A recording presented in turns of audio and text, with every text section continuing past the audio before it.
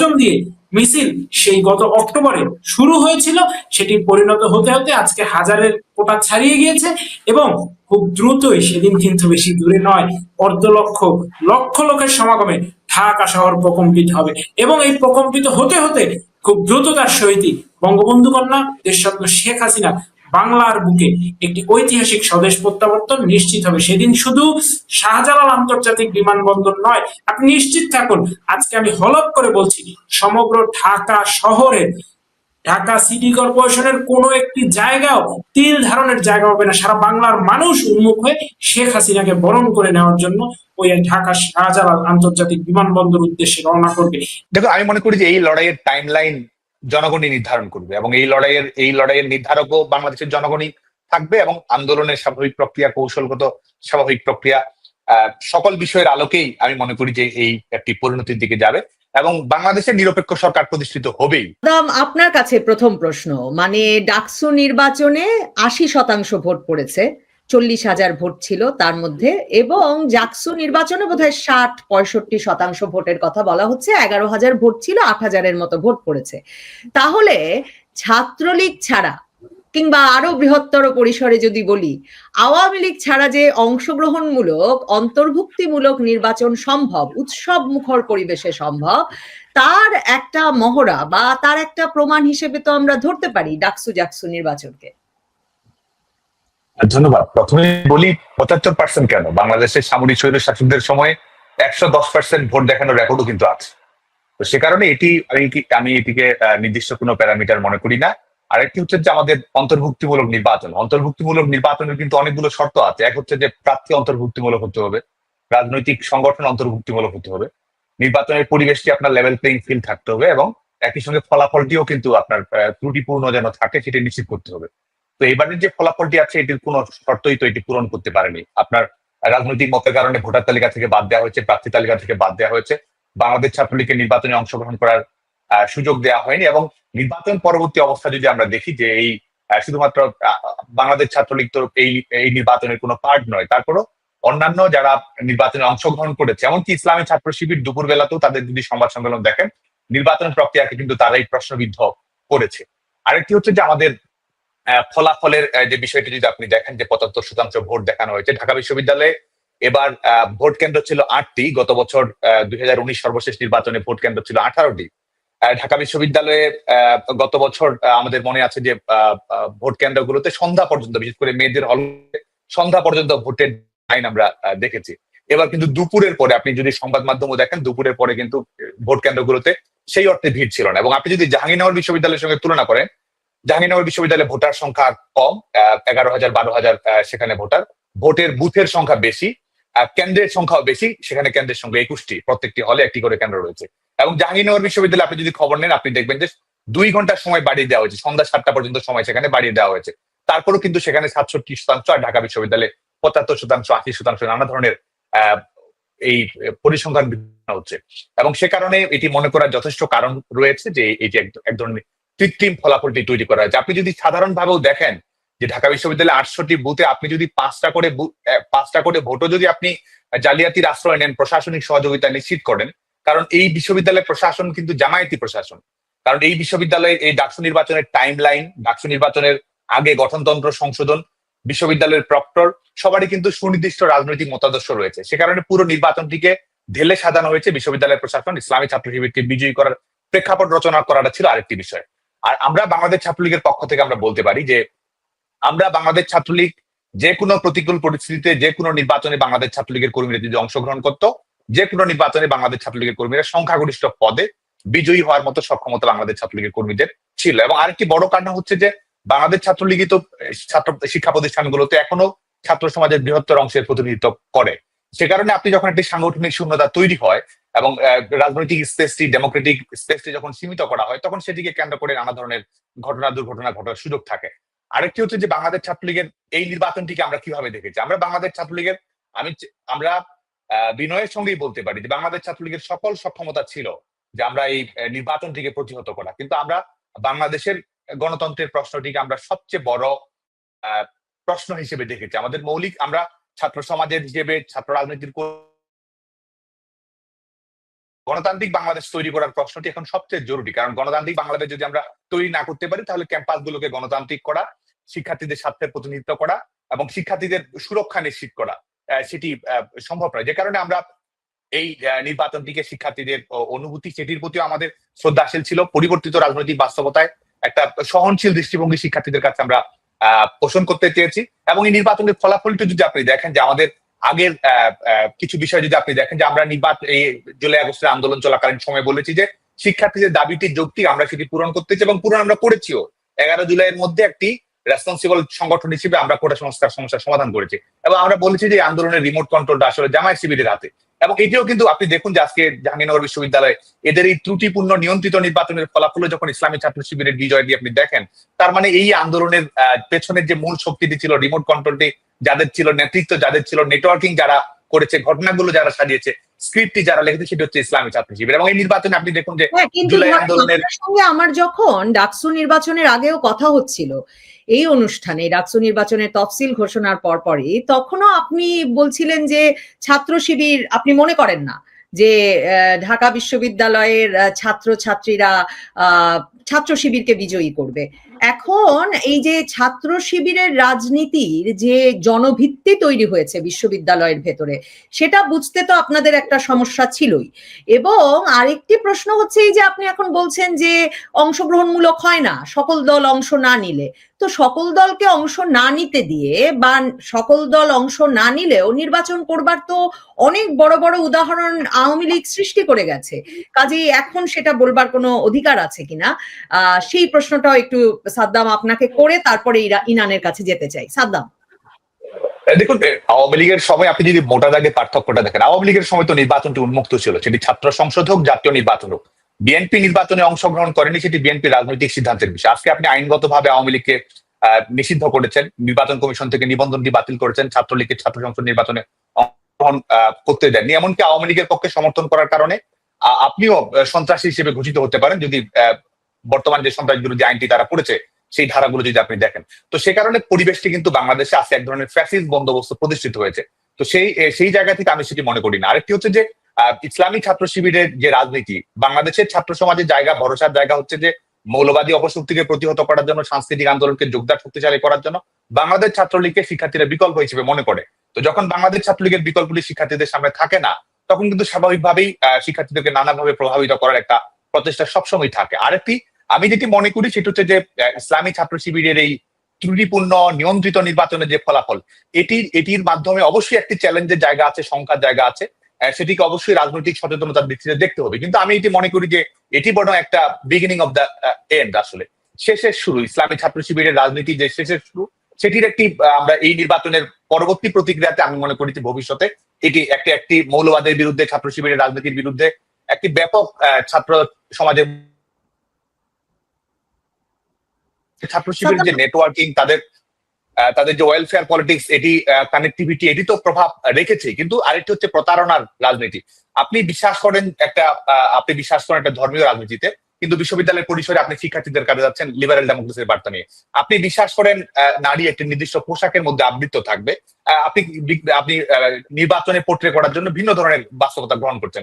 এবং আপনি দেখুন যে আপনি প্রথম আলো রিপোর্টে যদি দেখেন যে ছাত্র শিবিরের আরেকটি সহযোগী সংগঠন, সিস্টার কনসার্ন বলতে পারেন, যে ইসলামী ছাত্রী সংস্থা, তাদের সঙ্গে কর্মকাণ্ড একই সঙ্গে করবে কিনা, নির্বাচনের কর্মকাণ্ড একসঙ্গে পরিচালনা করবে কিনা, এটার জন্য জামায়াতের আমিরের অনুমতি নিতে হয়। তার মানে ভবিষ্যতে ঢাকা বিশ্ববিদ্যালয়ের নারী শিক্ষার্থীদের কি ধরনের ক্যাম্পাস জীবন পাবে, কি ধরনের সাংস্কৃতিক বার্তা পাবে, মানুষ হিসেবে তার যে অধিকার রয়েছে, লিঙ্গীয় বৈষম্যের একটা সমাজের যে স্বপ্ন আমরা সবাই দেখি, সেটি আসলে এখন এই তাদের যে লেজুর ভিত্তিক রাজনীতি কিংবা তাদের ধর্মীয় রাজনীতি যারা মূল নেতৃত্বে আছেন, তাদের অনুমতি ছাড়া আসলে বিশ্ববিদ্যালয়ের নারী শিক্ষার্থীদের নিরাপত্তা, মর্যাদা কোনোটি নিশ্চিত করতে পারছেন। এবং এটি তারা কিন্তু বলছে আপনার কাছে এই প্রসঙ্গে। কিন্তু ইসলামী ছাত্র সংস্থা, আপনারা যেমন, ইনান আপনার কাছে আসি এই প্রশ্নটা নিয়ে, যে এই যে হলে আপনারা যখন ছিলেন, আপনাদের মানে দোর্দণ্ড প্রতাপের সময় সবাই ছাত্রলীগ করত, আর এবার নির্বাচনে এটা এমনকি হল সংসদ নির্বাচনের ফলাফলেও পরিষ্কার যে সকলে প্রায় মানে একটা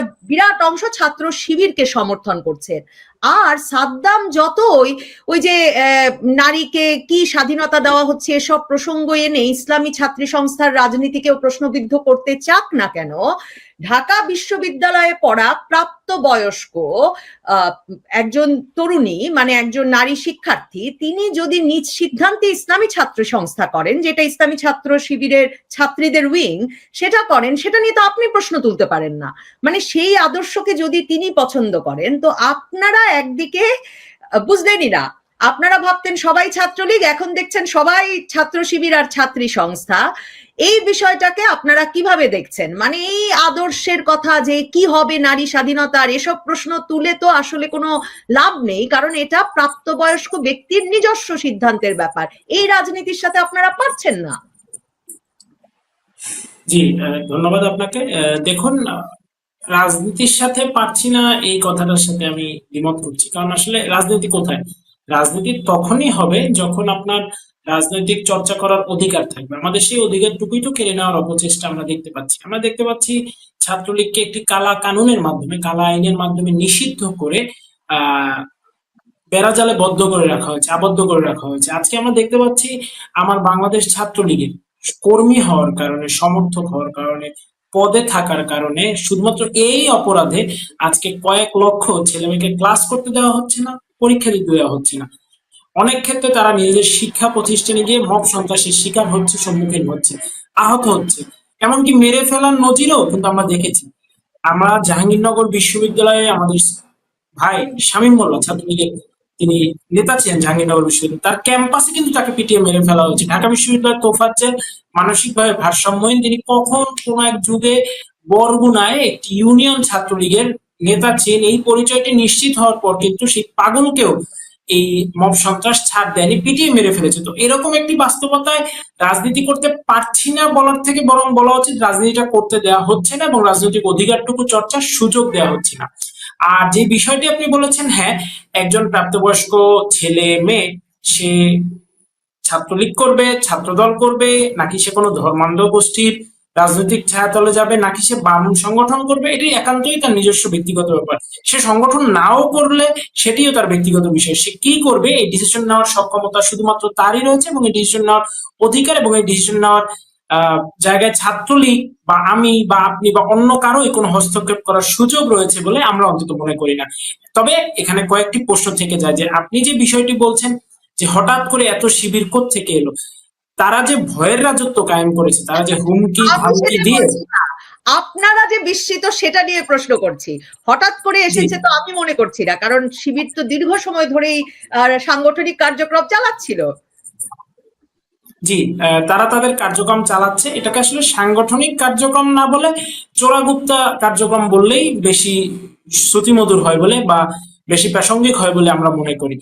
তারা যে চোরাগুপ্তা পদ্ধতিতে, বর্ণচোরা পদ্ধতিতে থেকে আজকে সাধারণ শিক্ষার্থীর বেশে এই মেটিকুলাস ডিজাইনের জুলাই ঘটিয়েছে, এটি কিন্তু এখন সারা দেশের কাছে, জাতির কাছে সুস্পষ্ট হয়ে উঠেছে। তারা নানান ভাবে হলে থাকা শিক্ষার্থীদেরকে, বিশ্ববিদ্যালয়ের শিক্ষার্থীদেরকে হুমকি দিচ্ছে, ধামকি দিচ্ছে। বিশেষত ডাকসু নির্বাচন চলাকালীন সময় কিন্তু আমরা অনেক শিক্ষার্থীর সরাসরি বয়ান দেখেছি, সরাসরি তারা মিডিয়ার সামনে কথা বলেছে যে কিভাবে তাদের পরিবারে জামাতের স্থানীয় নেতারা গিয়ে নানান ভাবে সফট থ্রেডিং করে, খুব সুন্দর মিষ্টি ভাষায় থ্রেড করে জামাতের যে সমর্থিত, এই ছাত্র শিবির সমর্থিত প্যানেল, তাদেরকে ভোট দেওয়ার জন্য প্রেশার ক্রিয়েট করেছে।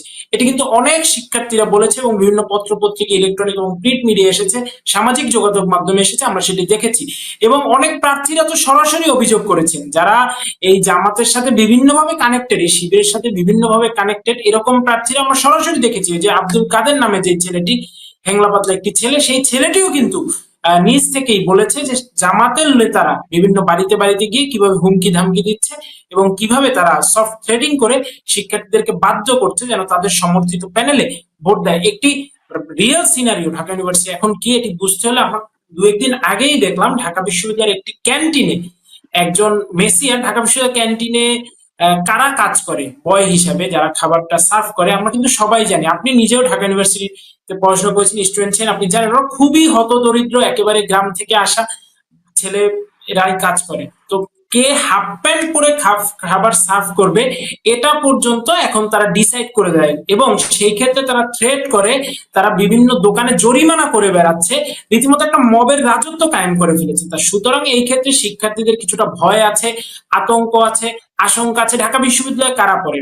মধ্যবিত্ত, নিম্ন মধ্যবিত্ত পরিবারের ছেলেরা মফস্বল থেকে এসেছে, ঢাকা বিশ্ববিদ্যালয়ে পড়াশোনা করছে। তাদের একটি কমন গোল বা এইম বা স্বপ্নই থাকে যে সে ভালোভাবে পড়াশোনাটা শেষ করে নিজের একটি ক্যারিয়ার করবে, তার পরিবারের দায়িত্বটা কাঁধে তুলবে। পরিবার যে স্বপ্নগুলো সে বয়ে এনেছে এই বিশ্ববিদ্যালয় পর্যন্ত, তার সেই স্কুল জীবন থেকে হাঁটি হাঁটি পা করে এই স্বপ্নগুলোকে কিছুটা হলেও যেন সে বাস্তবায়ন করতে পারে, এই চিন্তাটা নিয়েই কিন্তু ঢাকা বিশ্ববিদ্যালয়ের শিক্ষার্থীরা পড়াশোনা করে।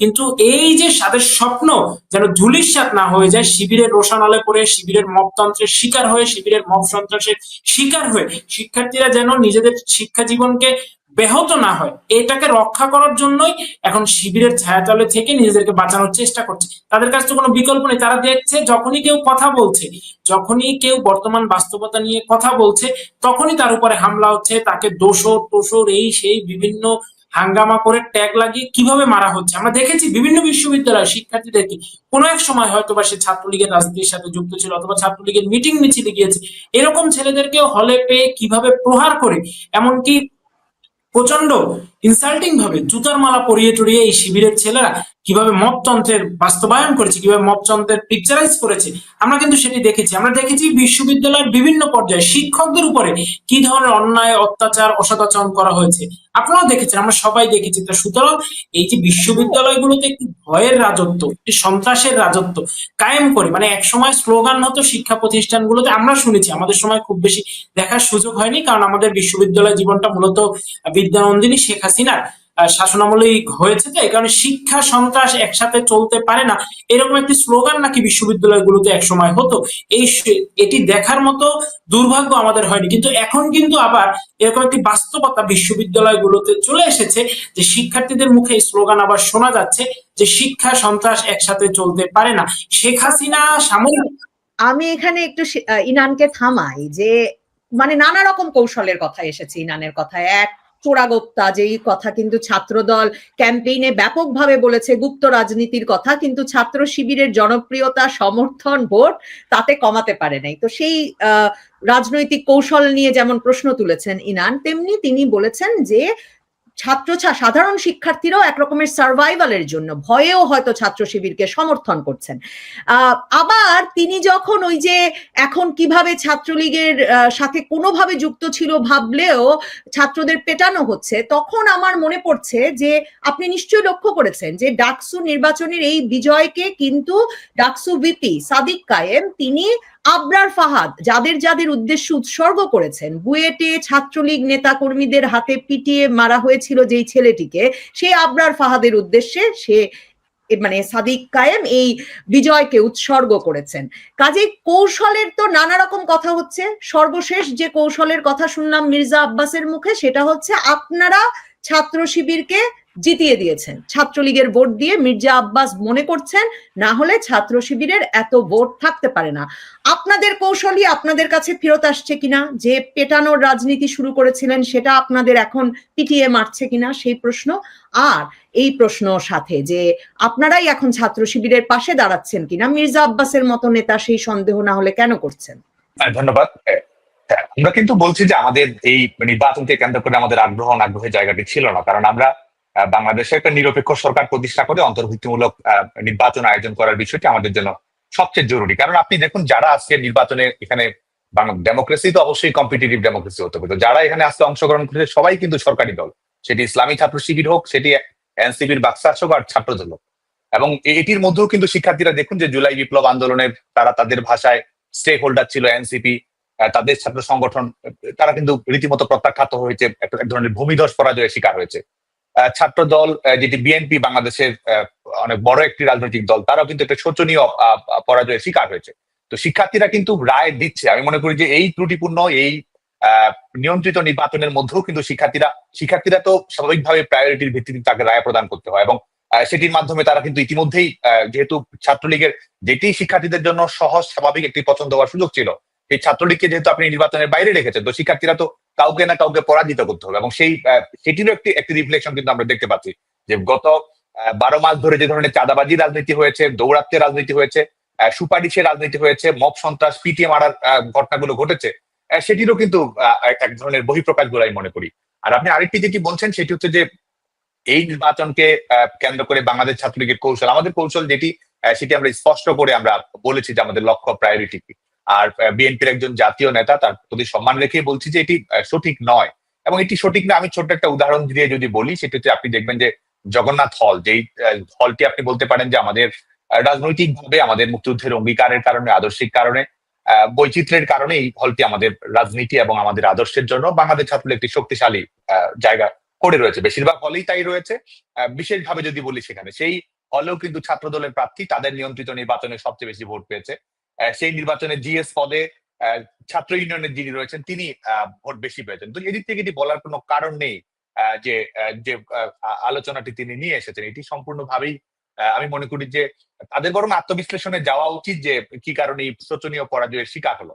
এবং আরেকটি প্রাসঙ্গিকতা এই নির্বাচনের মাধ্যমে এসেছে, সেটি হচ্ছে যে এই মৌলবাদী অপশক্তিকে প্রতিহত করার জন্য, বাংলাদেশে অন্ধকারের রাজনীতিকে প্রতিহত করার জন্য, এবং জামায়াত বিশেষ করে ইসলামী ছাত্র শিবিরের রাজনীতি, যেটি আপনি যেটি সবাই বলার চেষ্টা করে যে যেই রাজনীতি, যে নেটওয়ার্কিং তারা করে, কোচিং সেন্টার ভিত্তিক রাজনীতি, অর্থায়নের রাজনীতি, ওয়েলফেয়ার পলিটিক্স রাজনীতি, ব্যাংক থেকে সরাসরি অর্থ সহযোগিতার রাজনীতি, শিক্ষার্থীদের অসহায়ত্বের সুযোগ নিয়ে তাদেরকে সহযোগিতা করার রাজনীতি, এবং বিশ্ববিদ্যালয় প্রশাসনের সরাসরি সহযোগিতা, যে কাজগুলো বিশ্ববিদ্যালয় প্রশাসনের কথা, সেই জায়গায় আপনি দেখবেন যে বিশ্ববিদ্যালয় প্রশাসন, ঢাকা বিশ্ববিদ্যালয়ের প্রশাসন না হয়ে ছাত্র শিবির প্রশাসন, বিশ্ববিদ্যালয়ে যেটা করার কথা সেটি তারা না করে আউটসোর্সিং করার মতো করে ইসলামী ছাত্র শিবির দিয়ে করাচ্ছে, এবং সেটির মাধ্যমে শিক্ষার্থীদের সঙ্গে তাদের এঙ্গেজমেন্ট, এক ধরনের ক্রেডিট ট্রান্সফারের রাজনীতি আসলে ঢাকা বিশ্ববিদ্যালয় প্রশাসন করছে। যেটি দেখুন যে আপনি ফিল্টার দেওয়ার কথা যদি আপনি বলেন, খাট দেওয়ার কথা যদি বলেন, তো এই কাজগুলো তো বিশ্ববিদ্যালয়ের শিক্ষার্থীদের কাছে সবচেয়ে বড় বিষয় কি? শিক্ষার্থীদের কাছে সবচেয়ে বড় বিষয় হচ্ছে আত্মমর্যাদা। বিশ্ববিদ্যালয়ের শিক্ষার্থী হিসেবে সে তার অধিকার পাবে, এটি তো তোষামোদের কোনো বিষয় নয়, এটি দান বা করুণার কোনো বিষয় নয়। কিন্তু আজকে এই বিশ্ববিদ্যালয়ের প্রশাসন ইসলামী ছাত্র শিবিরের কাছে ক্রেডিট ট্রান্সফার এবং আউটসোর্সিং এর রাজনীতির মাধ্যমে ঢাকা বিশ্ববিদ্যালয়ের শিক্ষার্থী শুধু নয়, বাংলাদেশের তরুণ প্রজন্মকে অপমান করছে, মর্যাদাকে আঘাত করছে, নাগরিকতা যে বোধ রয়েছে সেটিকেও আঘাত করছে বলে আমি মনে করি। এবং এটি সাময়িক সময়ের জন্য আপনি বিভ্রান্ত করতে পারেন, কিন্তু এটি স্থায়ীভাবে এটি বিভ্রান্ত করার সুযোগ আছে বলে আমি মনে করি না। বরং আমি দৃঢ়তার সঙ্গে আমি চ্যালেঞ্জ দিয়ে বলতে পারি, ঢাকা বিশ্ববিদ্যালয়ের শিক্ষার্থীদের প্রতি আমাদের প্রচন্ড আস্থা রয়েছে। ঢাকা বিশ্ববিদ্যালয়ের শিক্ষার্থীরাই লড়বে, এবং আমি আজকে এখানে এই প্রকাশ্যেই বলছি যে ঢাকা বিশ্ববিদ্যালয়ের শিক্ষার্থীরাই এই জামায়াত শিবিরের অপরাজনীতি, ধর্মান্ধ রাজনীতি, নারীদেরকে বোতলবন্দি করা রাজনীতি, এবং যে কৌশলের রাজনীতি, তারা প্রকাশ্যেই বলছে এটি তাদের কৌশল, এটি তাদের আদর্শ নয়। এই মোরাল পুলিশিং এর ঘটনাগুলো যখন ঘটবে, বিশ্ববিদ্যালয়গুলোকে যখন বিশ্ববিদ্যালয় হিসেবে না রেখে পার্টি অফিসে পরিণত করা হবে, বিশ্ববিদ্যালয়গুলোকে যখন এক ধরনের ধর্মীয় প্রতিষ্ঠান হিসেবে পরিণত করার চেষ্টা করা হবে, বিশ্ববিদ্যালয়গুলোকে যখন মানুষের, বাংলাদেশের জন্য যেটি প্রয়োজন সেটি নয়, বরং বিশ্ববিদ্যালয়কে ব্যবহার করা হবে তাদের রিক্রুটিং সেন্টার হিসেবে, তাদের রাজনীতির ইনকিউবেশন সেন্টার হিসেবে যখন বিশ্ববিদ্যালয়গুলোকে বিস্তার করার চেষ্টা করা হবে, তার বিরুদ্ধে দেখবেন যে দল মত নির্বিশেষে শিক্ষার্থীরাই সেটি প্রতিরোধ গড়ে তুলবে। ঢাকা বিশ্ববিদ্যালয়ের শিক্ষার্থীরা সেই তাদের যে অপরাজীয় লড়াই, মৌলবাদের প্রতিরোধ করার বিরুদ্ধে তাদের যে স্পর্ধা রয়েছে, সাহস রয়েছে, আধুনিকতা প্রগতির প্রতি বিশ্ববিদ্যালয়ের শিক্ষার্থীদের যে আগ্রহ রয়েছে, আমি মনে করি যে বিশ্ববিদ্যালয়ের শিক্ষার্থীরাই সেটি জবাব দেবে। এবং এ কারণে আমি বলছি যে এটি আসলে ছাত্র শিবিরের শেষের শুরু। কারণ ছাত্র শিবিরের যে রাজনীতি রয়েছে সেটি মৌলিকভাবেই দুর্বল। কারণ আপনি দেখুন যে তারা রাজনীতি করছে, এবং রাজনীতি তো সঠতায় ভরা, প্রতারণায় পরিপূর্ণ, এবং এটির কারণে ইনফিল্ট্রেশনের ঘটনাগুলো ঘটে, এবং এটির মাধ্যমেই তারা তাদের মূল রাজনৈতিক এজেন্ডাকে বাইরে রেখে শিক্ষার্থীদের কাছে যেরকম করে গ্রহণযোগ্য করা যায় মার্কেটিং কৌশল, তাদের এই মার্কেটিং কৌশলের মাধ্যমে শিক্ষার্থীদের কাছে গ্রহণযোগ্য করার চেষ্টা করে। কিন্তু আমি মনে করি যে এই বিষয়টিকে কেন্দ্র করে বিশ্ববিদ্যালয়ের শিক্ষার্থীদের মধ্যে প্রতিরোধ গড়ে উঠবে। এবং এই আজকে দেখুন যে ছাত্রলীগের প্রাসঙ্গিকতা আপনি যদি দেখেন, যে আপনি বলছেন যে 75% কাউন্ট দেখিয়েছে, ঘটনাটার কোনো উত্তর দিলেন না। আবরার ফাহাদের রাজনীতিকে কি বিশ্ববিদ্যালয়গুলো ফিরিয়ে আনতে চাইবে? মানে আবরার রাজনীতিকে দেখুন, আবরার ফাহাদের মৃত্যু তো অবশ্যই মর্মন্তুদ, এবং আমরা দেখুন আওয়ামী লীগ সরকার কি করেছে। আওয়ামী লীগ সরকার তো ন্যায়ের শাসন প্রতিষ্ঠা করেছিল, যে কারণে কিন্তু যারা সেটির সঙ্গে অভিযুক্ত হয়েছে তাদেরকে বিচারিক প্রক্রিয়ার আওতায় নিয়ে আসা হয়েছে, সবাইকে কিন্তু শাস্তির আওতায় নিয়ে আসা হয়েছে। বরং বিপরীতে দেখেছি আবরার ফাহাদের হত্যাকাণ্ডের যারা অভিযুক্ত আসামি, তাদের পক্ষে কিন্তু ছাত্র শিবিরের সাবেক নেতৃবৃন্দই কিন্তু তারা আইনজীবী হিসেবে থেকেছে এবং মুক্তির জন্য তারা চেষ্টা করেছে। আরেকটি দিক হচ্ছে যে আমি মনে করি এটি নিয়ে আরো তদন্ত করার সুযোগ রয়েছে। যদি দেখেন যে এই ঘটনাগুলোর সঙ্গে আপনি দেখবেন যে 15 জুলাই ঢাকা বিশ্ববিদ্যালয়ে যে ধাওয়া পাল্টা ধাওয়া এবং নির্যাতনের ঘটনাগুলো ঘটলো, এটির সঙ্গে যে ছাত্র শিবির সম্পৃক্ত রয়েছে, তারা যে আক্রমণাত্মক ভূমিকায় থেকেছে, এবং শুধু তাই নয়, ঢাকা বিশ্ববিদ্যালয়ের হলগুলোতে যে ধরনের বিশেষ করে আবাসন সংকটের কারণে যে ধরনের নেতিবাচক প্র্যাকটিস গুলো মাঝে মাঝে হচ্ছিল, এবং সেগুলোর সঙ্গেও যে ছাত্র শিবিরের সম্পৃক্ততা রয়েছে, তারা আক্রমণাত্মক থাকা, শিক্ষার্থীদের উপর চড়াও হওয়া, তাদেরকে শারীরিকভাবে আঘাত করা, যে কারণে এটিও মনে করার কোনো সুযোগ আছে যেটি হয়তো আবরার ফাহাদের ঘটনাটি যখন আমাদেরকে স্তব্ধ করেছিল, আমরা আপ্লুত হয়েছিলাম, সেই সময় হয়তো আমরা অনেক প্রশ্নের জবাব পাইনি, কিন্তু আজকে ছাত্র শিবিরের যে ইনফিল্ট্রেশনের কৌশল, নিজেরা অপরাধ করে তার দায়ভার অন্যদের উপর চাপিয়ে দেওয়ার যে কৌশল, সেটি তো অবশ্যই সেটি নিয়ে একটি প্রশ্নের সুযোগ আছে। আর বিশ্ববিদ্যালয়ের শিক্ষার্থীরা কোনো অবস্থাতেই লেজুর ভিত্তি রাজনীতি চায় না। আমাদের যদি লেজুর ভিত্তির কোনো দুর্বলতা থেকে থাকে, ত্রুটি থেকে থাকে, আমরা সেটিকে অতিক্রম করার চেষ্টা করবো। কিন্তু আজকে দেখুন, আজকে যে উদাহরণগুলো ইতিমধ্যেই দেয়া হচ্ছিল, যে লেজুর ভিত্তিক রাজনীতিকে কিন্তু আরো বেশি সম্প্রসারিত করার চেষ্টা করা হচ্ছে। প্যানেল ঠিক করে দিচ্ছে মূল রাজনৈতিক দল, এমনকি তার পরিবার রয়েছে, অভিভাবক রয়েছে তার গ্রামে গঞ্জে মফস্বলে, তাকে কিভাবে কখনো কনভিন্স করে, কখনো আতঙ্ক দিয়ে, কখনো হুমকি চড়িয়ে, এটি যেন একটি মূল রাজনৈতিক দলগুলোর আমাদের মেইন স্ট্রিম পলিটিক্স এর এক্সটেনশন হিসেবে বিশ্ববিদ্যালয়কে ব্যবহার করার চেষ্টা করা হচ্ছে, যেখানে শিক্ষার্থীদের স্বার্থ, শিক্ষার্থীদের নিরাপত্তা, শিক্ষার্থীরা বিশ্ববিদ্যালয়ের শিক্ষার্থী, এটি তো সবচেয়ে বড় পরিচয়। তার বিকাশ হবে, লেখাপড়া করবে, তার ভালো ক্যারিয়ার তৈরি করার নিশ্চিত থাকবে, বিশ্ববিদ্যালয়ের রিসার্চ ইউনিভার্সিটি পরিণত হবে। সেই বিষয়গুলোকে পাশ কাটিয়ে বিশ্ববিদ্যালয়গুলোকে কিন্তু রাজনীতির একটি, আপনার নিজস্ব রাজনীতি, আপনি বড় রাজনৈতিক নেতা হবেন, আপনার দলের স্বার্থ রক্ষা করা হবে, এটিকে করার জন্য বিশ্ববিদ্যালয়গুলোকে আপনি কিন্তু ব্যবহার করার চেষ্টা করছেন। সেটির একটি নমুনা আমরা এখান থেকে দেখতে পাচ্ছি।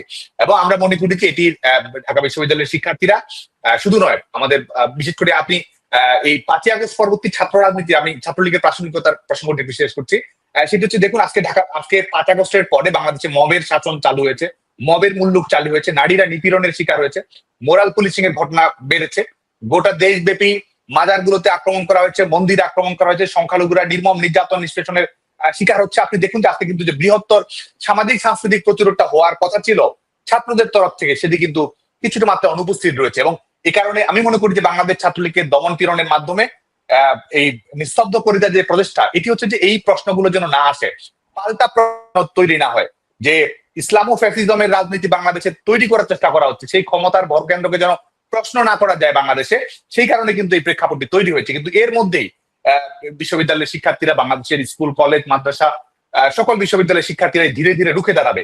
আরেকটি হচ্ছে যে প্রতারণা রাজনীতির কারণে থামাই, কারণ আমি ইনানকে এই প্রশ্নটা করতে চেয়েছিলাম যে সত্যি রুখে দাঁড়াবে। আমার বিশ্লেষণ তো বলে যে মানে শুধুমাত্র ডাকসু জাকসু নয়, চাকসু রাকসু সহ বাংলাদেশের সকল পাবলিক বিশ্ববিদ্যালয়ের ছাত্র সংসদ নির্বাচনেই ছাত্র শিবির বিপুল বিজয় অর্জন করবেন। এবং মানে তো তাকে এই এই এই ফলাফলটাকে আপনারা কিভাবে দেখছেন? মানে রুখে দাঁড়ানোর প্রসঙ্গ আসছে কোত্থেকে? বাংলাদেশের ছাত্র সমাজ আসলে ব্যাপক উৎসাহে, বিপুল উৎসাহে এবং বিপুল পরিমাণ ভোটে ছাত্র শিবিরকে গ্রহণ করছে।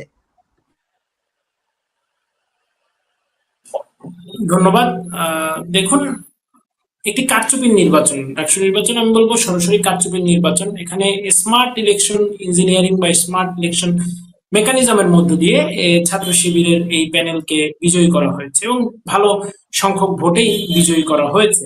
আমরা দেখেছি কিভাবে ব্যালট, কখনো ইতিহাসে এরকম নজির রয়েছে কিনা আমার জানা নেই, ব্যালট ছাত্র শিবিরের একজন কর্মী, সমর্থক বা হোয়াটএভার ইজ, সে কিন্তু ভোট কেন্দ্রের বাইরে নিয়ে এসে তার ব্যালট পূরণ করছে। এবং শোনা যায় যে বিভিন্ন ভাবে ছাত্র শিবিরের যারা ডাইহার্টেড অ্যাক্টিভিস্ট রয়েছেন তাদের কাছে ডাবল ব্যালট, ট্রিপল ব্যালটও আগে থেকে সরবরাহ করা ছিল। এবং সম্প্রতি ডাকসুতে একজন জিএস ক্যান্ডিডেট, গতকালই তার ফেসবুক পোস্ট আমরা দেখছিলাম, তিনি কিন্তু লিখেছেন যে ডাকসু ভোটের 2 দিন আগে অর্থাৎ 7 সেপ্টেম্বর রাতে একটি প্রেস থেকে, একটি অখ্যাত প্রেস থেকে ছবি তোলা কয়েক হাজার এই যে ডাকসু নির্বাচনের ব্যালট, সেটির ছবি এবং ভিডিও কিন্তু গতকাল ডাকসুরই একজন জিএস ক্যান্ডিডেট ছিল, সে ভালো ভোটও পেয়েছে, মেবি মোর দ্যান 4000 ভোট প্রার্থী পেয়েছে। সে কিন্তু সেই ভিডিও এবং ছবি দিয়ে উল্লেখ করেছে যে কিভাবে এই ব্যালট গুলো, এই হাজারের উপরে ব্যালট গুলো আগে থেকেই বাইরে চলে গিয়েছিল। এগুলো কিন্তু ভাববার বিষয়। এবং তারা যে স্মার্ট ইলেকশন মেকানিজম বা ইঞ্জিনিয়ারিং করে দেশের পাবলিক বিশ্ববিদ্যালয়গুলোতে একটা অবয়ব সৃষ্টির চেষ্টা করছে, একটা ভিজুয়ালাইজেশন করার চেষ্টা করছে যে ছাত্র শিবিরের নিয়ন্ত্রণে দেশের ছাত্র সমাজ বা ছাত্র শিবিরে দেশের ছাত্র সমাজের প্রতিনিধিত্ব করে, এটা যে একটা ফাঁপা বাষ্প, সেটি কিন্তু খুব দ্রুতই জনগণের কাছে উন্মোচিত হবে এবং শিক্ষার্থীরা এই বিষয়গুলো বুঝতে পারবে। এমনকি ডাকসু নির্বাচনে আমরা দেখেছি যে কিভাবে শিক্ষক যারা বিভিন্ন বুথে দায়িত্বে ছিলেন কিংবা যারা দায়িত্বশীল জায়গায় নিয়োজিত ছিলেন, তারাও কিন্তু এই জামাত শিবিরের সাথে ট্যাগিং ছিলেন, অ্যাড হয়েছিলেন এবং তারা কোনো এক সময় হয়তোবা শিবিরের কর্মী ছিলেন, অথবা এখন জামাতের রাজনীতির সাথে যুক্ত, অথবা হিজবুত তাহরিরের সাথে কানেক্টেড। আমরা কিন্তু সেগুলোর প্রমাণ দেখেছি। এবং যারা সোকল লিবারেল টিচার, যেমন টিএসসি তে একজন ভদ্রমহিলা, আমাদের শিক্ষিকা মোনামি, ওনার একটা ভিডিও দেখলাম যে উনি ছাত্র দলকে সরাসরি বলছেন, ছাত্র দলের এজিএস প্রার্থী ছেলেটা, যতদূর মনে পড়ে মায়ের সম্ভবত, সেই ছেলেকে উনি বলছেন যে তোমরা ছাত্র দলের যারা আছো তারা এখানে আসবে না, দিস ইজ ওপেন। এই যে প্রেক্ষাপট, এই প্রেক্ষাপট থেকে কিন্তু এই যে ছাত্র সংসদ নির্বাচনগুলো, এই যে জালিয়াতির, কারচুপির 2 নম্বরের এই ছাত্র সংসদ নির্বাচনগুলো, এগুলো কখনোই বাংলাদেশের ছাত্র সমাজের প্রতিনিধিত্বকারী কারা হবে, বাংলাদেশের ছাত্র সমাজের ম্যান্ডেট কারা বহন করবে, বাংলাদেশের ছাত্র সমাজকে নেতৃত্ব কারা দেবে, বাংলাদেশের ছাত্র সমাজের অধিকার নিয়ে কারা কথা বলবে, বাংলাদেশের ছাত্র সমাজের অধিকারগুলোকে কারা রক্ষা করবে, সেটির নির্ধারক হবে বলে আমরা কোনোভাবেই মনে করি না। এবং আরেকটি যে বিষয় আপনি বলেছেন, প্রতিরোধের বিষয়, হ্যাঁ, প্রতিরোধ হবেই, প্রতিরোধ হতেই হবে। মানুষ জাগছে, মানুষ জাগবে। এবং এদেশের শিক্ষার্থীরাও তাদের যে কিছু ভুল অনেকের অনেক ক্ষেত্রে হয়েছে সেগুলো বুঝতে পারছে, সেগুলো আরো বুঝবে। এবং সবার হৃদয়ের কোণে যে একটি কথা ভেসে উঠছে বা বাজছে যে আগেই ভালো ছিলাম, এর থেকে শেখ হাসিনাই ভালো ছিল, এই বিষয়টি কিন্তু বিশ্ববিদ্যালয়গুলোতেও শিক্ষার্থীদের মধ্যে ক্রমেই স্পষ্ট হচ্ছে এবং ক্রমেই ফুটে উঠছে। এবং শিক্ষার্থীরা অবশ্যই এই ধরনের মব সন্ত্রাস, মব কালচারের বিরুদ্ধে গিয়ে এক পর্যায়ে যখন দেয়ালে পিঠ থেকে যাবে, নিজেদেরকে রক্ষার স্বার্থে, দেশকে রক্ষার স্বার্থে, অসাম্প্রদায়িক বাংলাদেশের যে প্রতিচ্ছবি, দেশের পাবলিক বিশ্ববিদ্যালয়গুলো, সেগুলোকে রক্ষার স্বার্থেই না শিক্ষার্থীরা রুখে দাঁড়াবে। কারণ শিক্ষার্থীরা কিন্তু বুঝতে পারে, আপনি কম্পেয়ার করার সুযোগটা দিতে হবে। কম্পেয়ার করার সুযোগটা কিন্তু এই 13 মাস তারা পেয়েছে, কম বেশি কম্পেয়ার তারা করেছে। এখন দীর্ঘ 16 বছর বঙ্গবন্ধু কন্যা দেশরত্ন শেখ হাসিনা দেশ চালিয়েছেন। 16 বছর আগে যেই ছেলেটির বয়স ছিল 6 বছর, 7 বছর, শিশু ছিল, সেও কিন্তু এখন গ্রাজুয়েশন প্রায় কমপ্লিট করে ফেলেছে। সুতরাং সে দেখার সুযোগ পায়নি যে শেখ হাসিনার আমল কিংবা ছাত্রলীগের সাথে অন্যান্যদের আমল কিংবা অন্যান্য ছাত্র সংগঠনগুলোর যে পার্থক্য, সেটি তো আসলে তারা খুব বেশি দেখার সুযোগ পায়নি। এই সুযোগটি তারা এখন পাচ্ছে এবং ক্রমান্বয়ে তারা তাদের জায়গাগুলোকে আইডেন্টিফাই করতে পারছে, তারা বিষয়গুলোকে বুঝতে পারছে।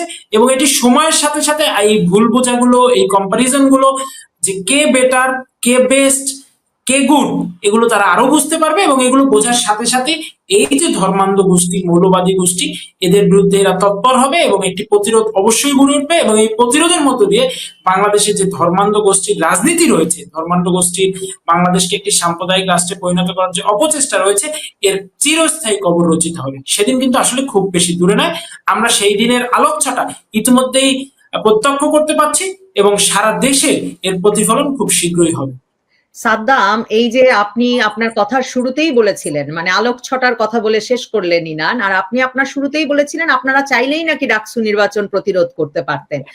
আপনি তো নিশ্চয়ই দেখেন বাংলাদেশের সংবাদ মাধ্যমে গোয়েন্দা সূত্রের বরাত দিয়ে এমনকি প্রধান উপদেষ্টা যে বৈঠক করেছেন, সেই বৈঠকেও রাজনৈতিক দলগুলো তার কাছে উদ্বেগ প্রকাশ করেছেন। তিনি নিজে আইন শৃঙ্খলা রক্ষাকারী বাহিনীর কাছে উদ্বেগ প্রকাশ করেছেন যে আপনারা ষড়যন্ত্র করছেন জাতীয় নির্বাচন ঠেকিয়ে দেওয়ার। কারণ জাতীয় নির্বাচন আওয়ামী লীগ ছাড়া ঘটে যেতে পারে, সেটা তো একটা আপনাদের আশঙ্কারই জায়গা।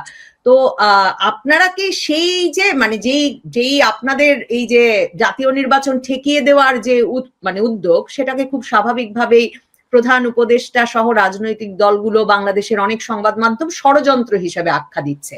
তো এরই অংশ হিসেবে আপনারা সারা দেশে মানে এত মিছিল শুরু করেছেন। মানে আমি একটু আগে সাংবাদিক ইলিয়াস হোসেনের ইউটিউবে বিখ্যাত ব্যক্তি, ব্যাপক প্রভাবশালী, তার আমি স্ট্যাটাস দেখছিলাম, বগুড়াতেও মশাল মিছিল করে ফেলেছে আওয়ামী লীগ। মানে আপনারা এই ষড়যন্ত্র করছেন এখন যে জাতীয় নির্বাচনটা ঠেকিয়ে দেবেন। দেখুন, আমরা তো বরং লড়াই করছি জাতীয় নির্বাচন আদায় করার জন্য, একটি সুষ্ঠু নির্বাচন, একটি অন্তর্ভুক্তিমূলক নির্বাচন, যেখানে ভোটারদের রায়ের প্রতিনিধিত্ব থাকবে, প্রতিফলন ঘটবে এবং বাংলাদেশের সার্বিকভাবে আমরা ক্ষমতাসীন হবো, আরেকটি রাজনৈতিক দল ক্ষমতাসীন হবে সেটি নয়। বাংলাদেশে একটা গণতান্ত্রিক পরিবেশ থাকবে, স্থিতিশীলতা থাকবে, প্রতিযোগিতামূলক গণতন্ত্র থাকবে, মানুষের বাছাই করা থাকবে। তো বরং এই দখলদার সরকার যেটি করছে সেটি তো নির্বাচন নয়, সেটি তো আপনি আওয়ামী লীগকে বাইরে রেখে আপনি নির্বাচনটি কিভাবে করবেন? বাংলাদেশের মানুষের সংখ্যাগরিষ্ঠ অংশকে বাইরে রেখে আপনি নির্বাচনটি বা কিভাবে করবেন? এটা আপনি একটি নির্বাচনের ট্যাগ লাগাতে পারেন, কিন্তু এটি তো আসলে নির্বাচন নয়।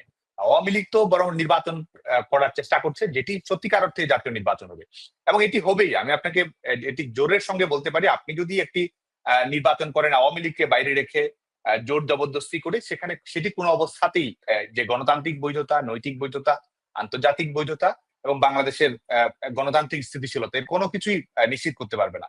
তো যে কারণে আমাদের লড়াইটা হচ্ছে মানুষের অধিকার মানুষের কাছে ফিরিয়ে দেওয়ার লড়াই, এবং এই লড়াই চলমান থাকবেই। তারা যতই উদ্বেগ প্রকাশ করুক, তারা যতই উদ্বিগ্ন হোক, তারা যতই কনস্পিরেসি থিওরি সামনে নিয়ে আসুক, তারা যতই প্রপাগান্ডা করুক, তারা যতই দমন পীড়ন চালিয়ে যাক, গোটা দেশকেই তারা কারাগারে পরিণত করুক, লাখ কোটি মামলার গিনেস বুকে নতুন নতুন রেকর্ড গড়ার চেষ্টা করুক না কেন, মব সন্ত্রাস চাপিয়ে দেওয়ার চেষ্টা করুক না কেন, এই বিচার বিভাগকে ইভেন্ট ম্যানেজ কোম্পানির মতো করে নিজের ইচ্ছে মতো রায় তারা বের করে নিয়ে আসুক না কেন, প্রতিরোধ চলমান থাকবেই এবং এই প্রতিরোধই শেষ পর্যন্ত বিজয়ী হবে। এবং মিছিল কমবে না, সরকার যতই উদ্বেগ প্রকাশ করুক, সরকার যতই লেলিয়ে দেওয়ার চেষ্টা করুক, মিছিল কমবে না, মিছিল বাড়বে, প্রতিরোধ বাড়বে।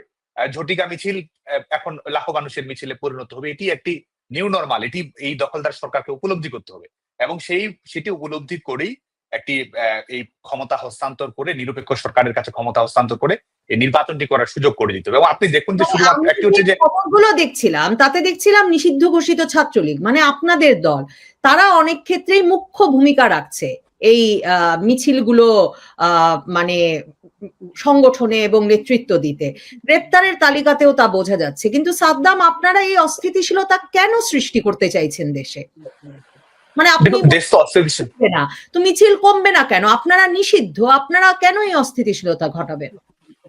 দেখুন, স্থিতিশীলতা প্রতিষ্ঠা করার জন্যই বাংলাদেশে এই কাজগুলো করা হচ্ছে। বাংলাদেশে স্থিতিশীলতা রয়েছে। বাংলাদেশে আপনি যখন মবের কারণেই সহিংসতার শিকার হয়ে মৃত্যুর সংখ্যা যখন হাজার অতিক্রম করে, নারীদের ধর্ষণের ঘটনা, মৃত্যুর ঘটনা যখন সহস্রাধিক করে, যখন সংখ্যালঘুদের নির্যাতন নিষ্পেষণের 3000-এর মতো অধিক ঘটনা যখন থাকে, যখন আইনের শাসন ন্যূনতম অর্থেও থাকে না, যখন সবাই বলে যে সরকার সেই আসলে নেই, সরকার আসলে আছে কিনা, কার্যকর কোনো সরকার আছে কিনা, রাষ্ট্র ব্যবস্থাটাই তো ভেঙে পড়েছে। যখন আপনি যখন এই বাংলাদেশের প্রত্যেকটি থানা যখন দখল করা হয়েছে, যখন লুট করা হয়েছে, যখন প্রধান বিচারপতি সহ বেশিরভাগ বিচারপতিকে অপসারণ করা হয়েছে, যখন বাংলাদেশের সমস্ত শিক্ষা প্রতিষ্ঠান থেকে একসঙ্গে প্রধান শিক্ষক উপাচার্যদের বাতিল করে দেওয়া হয়েছে, যখন আপনি অবসরপ্রাপ্ত সরকারি কর্মকর্তাদের নিয়ে এসে সচিব বানিয়েছেন, পুলিশের আইজিপি বানিয়েছেন, বাংলাদেশে কি স্থিতিশীলতা আছে?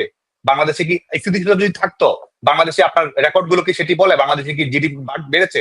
বাংলাদেশে কি ফরেন ডিরেক্ট ইনভেস্টমেন্ট বেড়েছে? বাংলাদেশে কি আইন শৃঙ্খলা পরিস্থিতি একটি নিশ্চিত জায়গায় রয়েছে? বাংলাদেশের মানুষের কি স্বস্তি, নিরাপত্তার জায়গাটি আছে? তো বাংলাদেশ স্থিতিশীল নেই, বাংলাদেশ একটি অস্থিতিশীল অবস্থা অতিক্রম করছে। এবং অস্থিতিশীলতার জায়গা থেকে আরেকটি বড় আতঙ্ক হচ্ছে মৌলবাদী রাজনীতি, যে সন্ত্রাসবাদী নেটওয়ার্ক, ইন্টারন্যাশনাল টেরোরিস্ট অর্গানাইজেশন গুলো যে নেটওয়ার্ক, তারা বাংলাদেশে অবাধে কর্মকাণ্ড করছে। বাংলাদেশে আপনি স্থিতিশীলতা কোথায় দেখেন? বাংলাদেশের সামরিক বাহিনী, যেই দেশপ্রেমিক সামরিক বাহিনী, আমাদের যে এটি স্বাধীনতা সার্বভৌমত্ব রক্ষা করা আপনার দায়িত্ব, তো বাংলাদেশে আপনি সামরিক বাহিনীকে রেখেছেন এই আইন শৃঙ্খলা রক্ষাকারী বাহিনীর কাজে আপনি রেখেছেন। বিজিবিকে আপনি রেখেছেন যে সীমান্তের নিরাপত্তার চেয়ে দেশের ভিতরে নিরাপত্তা দেওয়ার জন্য আপনাকে পাঠাতে হচ্ছে। এবং এটি বাংলাদেশের স্থিতিশীলতা নেই। বাংলাদেশের তো রাষ্ট্র ব্যবস্থাটি ভেঙে পড়েছে। বাংলাদেশ তো ললেস, সিকিউরিটিলেস রাষ্ট্রে পরিণত হয়েছে। এবং মিছিল দেখুন, মিছিল করা তো আপনার অধিকার, নাগরিক অধিকার, রাজনৈতিক অধিকার। তা আপনি যখন মিছিল করছেন, সেই মিছিলকে সিকিউরিটি দেওয়া হচ্ছে পুলিশের দায়িত্ব, সেই মিছিলকে নিরাপত্তা দেওয়া হচ্ছে রাষ্ট্রের দায়িত্ব। এটি রাষ্ট্রের কাজ, কারণ রাষ্ট্রের মালিক হচ্ছে জনগণ।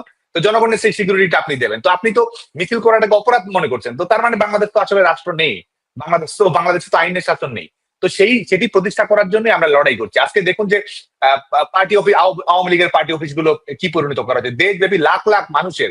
আপনি এমনকি বলতে পারি, আমি যতটুকু আমাদের তৃণমূলের নেতা কর্মীদের সঙ্গে, প্রত্যেক ইউনিয়নে আপনি পাবেন যে বাড়িঘর যে জ্বালিয়ে দেওয়া হয়েছে, ব্যবসা বাণিজ্য লুটপাট করা হয়েছে। সংখ্যাটি যদি আপনি দেখেন, আপনি কল্পনা করতে পারবেন না যে বাংলাদেশে কি ধরনের অসহনীয়, দুর্দমনীয় যন্ত্রণা ঘটনা বাংলাদেশের প্রত্যেক মুহূর্তেই ঘটে যাচ্ছে। এবং শিক্ষার্থীদের জায়গা থেকে আপনি দেখেন যে বিশ্ববিদ্যালয়গুলোকে পার্টি অফিস বানিয়েছে, লেজুর ভিত্তিক রাজনীতির কারখানা বানিয়েছে। শিক্ষার্থীরা, আপনি দেখুন শিক্ষার পার্সপেক্টিভ হচ্ছে বাংলাদেশ কি স্থিতিশীল রয়েছে? এইচএসসি পরীক্ষা পর্যন্ত নিতে পারেনি। এখানে বিশ্ববিদ্যালয়ের ছাত্র নেতারা আজকে ওয়েলফেয়ার পলিটিক্স নিয়ে নানা ধরনের কথা বলছে, একজন আরেকজনকে ঘায়ল করার চেষ্টা করছে। তার ছোট ভাই ছোট বোন স্কুলে পড়ে, প্রাইমারি স্কুলে পড়ে, জুন মাস পার হয়ে গেছে, জুলাই মাস পার হয়েছে, তারপর তার বইগুলো পায়নি, লেখাপড়ার ভিত্তিতে রেজাল্ট পায়নি, চাকরি নেই, বিশ্ববিদ্যালয়ের ছেলে মেয়েদের কাছে কোনো চাকরির কোনো সুযোগ নেই। যে চাকরির বিষয়কে কেন্দ্র করে বিশ্ববিদ্যালয়গুলোতে আন্দোলন হলো, এবং সেই আজকে বাংলাদেশে আপনি সরকারি খাত সম্পূর্ণ বিপর্যস্ত হয়ে গেছে। সুপারিশের ভিত্তিতে আজকে বাংলাদেশে নিয়োগ দেওয়া হচ্ছে এবং বেসরকারি খাত বিপর্যস্ত। তো বাংলাদেশের ছেলেমেয়েরা তো নিশ্চিতভাবে একটা ভয়ঙ্কর বাস্তবতার মধ্য দিয়ে যাচ্ছে যে আমার সন্তান যেন থাকে দুধে ভাতে, বা আমাদের মায়েরা, বাবারা এই স্বপ্নই তো দেখতো। তো আমাদের ছেলে মেয়ে তো আজকে সেই দুধে ভাতে তো উৎপাত শুরু হয়েছে। মানুষের জীবনে তো সেই স্বস্তির নিরাপত্তা নেই। তো যে কারণে আমাদের লড়াইটা হচ্ছে আমাদের সেই স্থিতিশীলতা প্রতিষ্ঠার জন্য আমরা লড়াইটা করছি, স্বস্তি প্রতিষ্ঠার জন্য আমরা লড়াই করছি। গণতান্ত্রিক নাই, স্থিতিশীলতা নাই, তার উপরেই কি না আপনার কাছে আসি যে এই সাহস আপনাদের বাড়ছে, মানে ব্যাপক সাহস বেড়ে গেছে হঠাৎ। আওয়ামী লীগ, ছাত্রলীগ, যুবলীগ, স্বেচ্ছাসেবক লীগ, মানে এক এক জায়গায় এক এক সংগঠনের নেতৃত্বে মিছিল হচ্ছে। আমি RTV, BD News 24 এর মতো সংবাদ মাধ্যমে দেখছিলাম 1000 জনের বেশি মিছিল, ভিডিও তো দেখছি। তো সিলেটে, বগুড়ায়, নারায়ণগঞ্জে মিছিল হচ্ছে। মানে আপনারা কি কোনো গ্রিন সিগন্যাল পেয়েছেন কিনা পুলিশের কাছ থেকে, সেনাবাহিনীর কাছ থেকে? কারণ দেখেন, শুক্রবারে একটা মিছিল করলো মানে আওয়ামী লীগ, ছাত্রলীগ মিলে ঢাকায়, যুবলীগও ছিল সেই ইতে, যেখানে জাতীয় নাগরিক পার্টির সামনে বাংলা মোটরে দুপুর 2টার সময় জড়ো হলো, 2:30টা থেকে মিছিল শুরু করলো। হ্যাঁ, এবং 1000 জনের মিছিল, ভিডিও দেখলাম পুলিশের সাথে ব্যানার টানাটানি হচ্ছে, ব্যানার দিল না সেই মিছিলকারীরা। আর পুলিশের রমনা জোনের ডিসি, উনি মানে সেই পুলিশ খুবই অ্যাক্টিভ, উনি পুলিশ কর্মকর্তা বললেন ওই 1000 জনের মিছিল থেকে 6 জন গ্রেফতার করা হয়েছে। আপনারা কি কোনো গ্রিন সিগন্যাল পেয়েছেন যে এবার আপনারা ইচ্ছা মতো মিছিল মিটিং করতে পারবেন? দেখুন, বাংলাদেশ ছাত্রলীগ তথা বাংলাদেশ আওয়ামী লীগ সিগন্যালের রাজনীতি করে না, বরং আমরা দেশ বিরোধী অপশক্তিকে রেড সিগন্যাল দেখাচ্ছি। তারা সময় থাকতে বুঝেনি যে তাদের লাল বাতি চলে গিয়েছে, তাদেরকে খুব দ্রুতই প্রস্থান করতে হবে। এখন সুখে শান্তিতে সুন্দর মতো প্রস্থান করবে নাকি জনগণের রোষানলে পড়ে প্রস্থান করবে, এটি তারা নিজেরাই নিজেদের সিদ্ধান্ত গ্রহণ করবে। আর যে সাহসের বিষয়টি আপনি বলছেন, দেখুন, সাহস, অদম্যতা এটি তো ছাত্রলীগের জন্মের সাথে সম্পৃক্ত। ছাত্রলীগের জন্মের সাথে 48-এর 4 জানুয়ারি যে সাহসিকতার শুরু, সেটি কিন্তু 52-র ভাষা আন্দোলন বলেন, 54-র যুক্তফ্রন্ট নির্বাচন বলেন, 62-র শিক্ষা আন্দোলন বলেন, 66-র 6 দফা, 69-এর গণ অভ্যুত্থান, 70-এর নির্বাচন, 71-এর মহান স্বাধীনতা যুদ্ধ, 75 পরবর্তী সময়ে 81 পর্যন্ত শেখ হাসিনার স্বদেশ প্রত্যাবর্তন নিশ্চিত করার লক্ষ্যে স্বৈরাচারী শাসনের বুলেট গ্রেনেডের বিরুদ্ধে রুখে দাঁড়ানো, 81-তে শেখ হাসিনার স্বদেশ প্রত্যাবর্তনের পর থেকে শেখ হাসিনার নেতৃত্বে 1996 পর্যন্ত বাংলাদেশকে মুক্তিযুদ্ধের দ্বারাই ফিরিয়ে আনার লড়াই, এবং 2001 থেকে 6 বিএনপি জামাতের দুঃশাসনের বিরুদ্ধে লড়াই করে দেশকে রক্ষার চেষ্টা করা, 1/11-এ আবারও বাংলাদেশকে বিরাজনীতিকরণের যে অপচেষ্টা, সেখান থেকে ফেরানোর উদ্দেশ্যে ফাইট করা, এবং বঙ্গবন্ধু কন্যা দেশরত্ন শেখ হাসিনার নেতৃত্বে ডিজিটাল বাংলাদেশ গড়ার যে লড়াই, তার পরবর্তীতে স্মার্ট বাংলাদেশ গড়ার যে লড়াই, সুশাসনের বাংলাদেশ গড়ার যে লড়াই, একটি আধুনিক, উন্নত, স্বনির্ভর, সমৃদ্ধ 2041-এর উন্নত বাংলাদেশ গড়ার যে লড়াই, সকল ক্ষেত্রেই কিন্তু বাংলাদেশ ছাত্রলীগের নেতাকর্মীরা সাহসিকতা, অদম্যতার পরিচয় দিয়ে আসছে, এবং এটি অব্যাহত থাকবে। আর আমাদের সাহস বেড়েছে, সাহস কেউ বাড়াচ্ছে, এই জায়গাটিতে আমি বলতে চাই যে আমরা মানুষের সাহস বাড়াচ্ছি। মানুষ রাস্তায় নেমে আসতে চাচ্ছে, মানুষ চিৎকার করে বলতে চাচ্ছে আমরা আগেই ভালো ছিলাম, এই দেশটা এখন ভালো নেই, এই দেশটা একটা মগের মুল্লুকে পরিণত হয়েছে। মানুষ যেন মন খুলে এটি বলতে পারে, সেই প্রেক্ষাপটটা সৃষ্টি করার জন্য আমরা রাস্তায় নামছি। আর আপনি খুব সুন্দর একটি বিষয় অবতারণ করেছেন, যেটি জাতির কাছে, আমাদের ছাত্রলীগের লক্ষ কোটি নেতাকর্মীর কাছে স্পষ্ট করা খুবই প্রয়োজন। প্রিয় বন্ধুরা, প্রিয় সহযোদ্ধারা, আজকে এই অনুষ্ঠানের মাধ্যমে আপনাদেরকে একটি বার্তা দেওয়া খুবই জরুরি যে আমাদের লড়াইটা কিন্তু অন্যায়ের বিরুদ্ধে, অপশাসনের বিরুদ্ধে। আমাদের সাথে পুলিশ, আর্মি কোনো দ্বন্দ্ব নেই, দেশের কোনো আইন শৃঙ্খলা রক্ষাকারী বাহিনী, সশস্ত্র বাহিনীর সাথে আমাদের দ্বন্দ্বের কোনো অবকাশ নেই, বরং তারাও তো ভিকটিম। হাজার হাজার পুলিশকে পুড়িয়ে হত্যা করা হয়েছে, মেরে ফেলা হয়েছে, তাদের মনেও তো রক্তক্ষরণ রয়েছে, তারাও তো রুটির ক্ষেত্রে, রিজিকের ক্ষেত্রে বাধ্য হয়ে এক প্রকার জীবন জীবিকার প্রয়োজন মেটানোর স্বার্থে এই অবৈধ সরকারের অধীনে চাকরি করতে বাধ্য হচ্ছে, তাদেরও কিছু বাধ্যবাধকতা রয়েছে। সুতরাং পুলিশ বাহিনীর সাথে আমাদের কোনো প্রকার দ্বন্দ্বের অবকাশ নেই। কেউ কোনো মিছিলের ক্ষেত্রেই, কোনো কর্মসূচির ক্ষেত্রেই আইন শৃঙ্খলা রক্ষাকারী বাহিনী কিংবা সশস্ত্র বাহিনীর সাথে কোনো কারো উস্কানিতেই, কোনো দ্বন্দ্ব সংঘাতে আমাদের জড়ানো যাবে না। এবং ওই দিন যে পুলিশ ভাইয়ের সাথে আপনি যে বিষয়টা বললেন, ব্যানার টানাটানি, দেখুন আমাদের কিন্তু ওখানে অনেক নেতাকর্মী ছিল, হাজারো নেতাকর্মী, তারা চাইলে অল্প কয়েকজন পুলিশের ভাই ছিলেন, তাদের সাথে যে কোনো ঘটনা ঘটতে পারত, এরকম কিন্তু হয়নি। ছাত্রলীগ, আওয়ামী লীগের কেউ পুলিশের সাথে কোনো প্রকার অসদাচরণ করেনি, খুব ভদ্রতার সাথে ব্যানারটি, তারা নিজেদের ব্যানার, নিজেদের রাজনৈতিক অধিকার নিয়ে তারা সচেতন ছিল, কোনোভাবে পুলিশের সাথে কোনো দ্বন্দ্বে জড়ায়নি। তো সুতরাং এই ধারাটি আমাদের অব্যাহত থাকবে। আর গ্রেপ্তার করে, হত্যা করে ছাত্রলীগের আর হারানোর কি আছে? লেখা নাই, পড়া নাই, জীবন নাই, জীবিকা নাই, ঘর নাই, বাড়ি নাই, পরিবারের ব্যবসা বাণিজ্য কিছু নাই, শুধুমাত্র ছাত্রলীগ করার অপরাধে আজকে আমরা দেখি পঞ্চগড়ে আমার ভাই ছাত্রলীগ কর্মী, তাকে ঘরে না পেয়ে তার মাকে কুপিয়ে হত্যা করা হয়। আজকে আমরা দেখি মৌলভীবাজারে ছাত্রলীগ কর্মীকে ঘরে না পেয়ে তার মা এবং চাচিকে পুড়িয়ে মেরে ফেলা হয় ঘরের মধ্যে আগুন দিয়ে।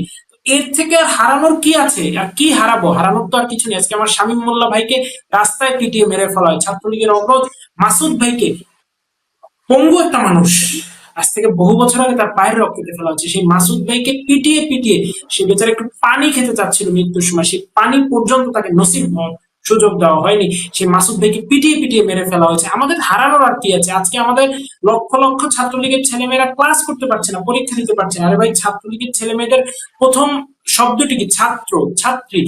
একজন ছাত্র, একজন ছাত্রী যদি তার শিক্ষা প্রতিষ্ঠানে যাওয়ার অধিকারটুকু থেকে বঞ্চিত হয়, ক্লাসের অধিকার থেকে বঞ্চিত হয়, পরীক্ষার অধিকার থেকে বঞ্চিত হয়, তার জীবনের থাকেই বা কি? আজকে আমরা দেখি শুধুমাত্র ছাত্রলীগ করার কারণে প্রায় অর্ধ লক্ষ শিক্ষার্থীকে দেশের বিভিন্ন পাবলিক বিশ্ববিদ্যালয়, প্রাইভেট বিশ্ববিদ্যালয়, medical college, polytechnic, engineering university, college পর্যায়ে, বিভিন্ন পর্যায়ে তাদেরকে বহিষ্কার করা হয়েছে, সার্টিফিকেট বাতিল করা হয়েছে। একজন শিক্ষার্থীর সারা জীবনের সম্পদ, তার সার্টিফিকেট গুলো, তার মেধার মাধ্যমে, তার পড়ালেখা কষ্টের মাধ্যমে, অধ্যবসায়ের মাধ্যমে অর্জিত এই সার্টিফিকেট গুলোই তো তার জীবনের শ্রেষ্ঠ সম্পদ। সেই সার্টিফিকেট পর্যন্ত যখন কেড়ে নেওয়া হয়, তাকে বিভিন্নভাবে বহিষ্কার করে অযাচিত ভাবে তার যে শিক্ষা জীবনকে বিনষ্ট করা হয়, তখন তো আর হারানোর কিছু থাকে না। আমাদের আর হারানোর কিছু নেই, আমাদের পিঠ দেয়ালে থেকে গেছে, এখন আমাদের সামনেই এগোতে হবে।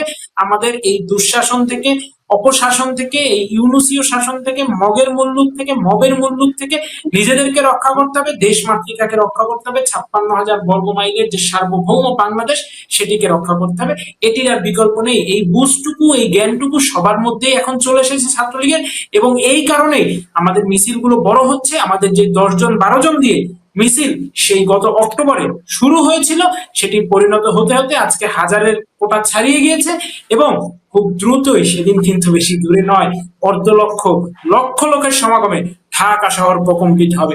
এবং এই প্রকম্পিত হতে হতে খুব দ্রুততার সহিত বঙ্গবন্ধু কন্যা দেশরত্ন শেখ হাসিনা বাংলার বুকে একটি ঐতিহাসিক স্বদেশ প্রত্যাবর্তন নিশ্চিত হবে। সেদিন শুধু শাহজালাল আন্তর্জাতিক বিমানবন্দর নয়, আপনি নিশ্চিত থাকুন, আজকে আমি হলফ করে বলছি, সমগ্র ঢাকা শহরে, ঢাকা সিটি কর্পোরেশনের কোনো একটি জায়গাও তিল ধারণের জায়গা হবে না। সারা বাংলার মানুষ উন্মুখ হয়ে শেখ হাসিনাকে বরণ করে নেওয়ার জন্য ওই ঢাকা শাহজালাল আন্তর্জাতিক বিমানবন্দর উদ্দেশ্যে রওনা করবে। এবং সেই যে যাত্রা, সেই যাত্রার কিছু ট্রেইলারই এখন আমরা দেখতে পাচ্ছি। এই যে হাজারের মিছিলগুলো, সেগুলো খুব দ্রুতই লক্ষ জনতার মিছিলে পরিণত হবে। এবং এই ইউনূসের বিদায় ঘন্টা বেজে গেছে। যেই কথাটি দিয়ে শুরু করলাম আপনার এই প্রশ্নের উত্তর, যে আমরা কোনো সিগন্যালের অপেক্ষায় থাকি না, আমরা কোনো সিগন্যাল মেনে, সিগন্যাল ফলো করে রাজনীতি করি না, বরং আমরা সিগন্যাল দেই। আমরা যাদেরকে গ্রিন সিগন্যাল দেই, তারা বাংলাদেশে রাজনীতি করার সুযোগ পায়। আমরা যাদেরকে রেড সিগন্যাল দেই, তারা বাংলাদেশের রাজনীতি থেকে আস্থা করে নিক্ষিপ্ত হয়। যেমনটি ইতিহাসের আস্থা করে ওই 71 সালে পাকিস্তানি শাসক গোষ্ঠী নিক্ষিপ্ত হয়েছিল, সেই ইউনূসও আজকে ছাত্রলীগের রেড সিগন্যাল দিয়ে আগামীতে ইতিহাসের আস্থা করে নিক্ষিপ্ত হবে। সাদ্দাম, আপনার এই ইনানের কথা শুনে মনে হচ্ছিল যে কয়েক মাস আগে আপনি সাক্ষাৎকারেই আমাকে বলেছিলেন যে মানে কয়েকজনের এই মিছিল খুব শিগগিরই 1000 জনের, লাখ জনের মিছিলে পরিণত হবে। তো 1000 জনের মিছিল দেখিয়ে আসলে একরকমের মানে চমৎকৃত তো করছেনই এক দলকে, আরেক দলকে একটা চমক দেখিয়েছেন, উদ্বিগ্ন করছেন, সে নিয়ে তো আলাপ করলামই। একদিকে হচ্ছে মিছিলগুলোতে যেই ভিডিওগুলো দেখা যাচ্ছে এবং বিশ্লেষকরা যেভাবে বিশ্লেষণ করছেন, যে মানে সাধারণ মানুষ একরকমের মানে তাকিয়ে আছে, আপনাদেরকে ভয়ও পাচ্ছে না, প্রতিরোধ করছে না। কমাস আগেও কিন্তু আপনাদের রাজনৈতিক প্রতিপক্ষরা বলছিলেন আপনারা রাস্তায় নামা মাত্র আপনাদেরকে সাধারণ মানুষই বাংলার মাটিতে দাঁড়াতে দেবে না।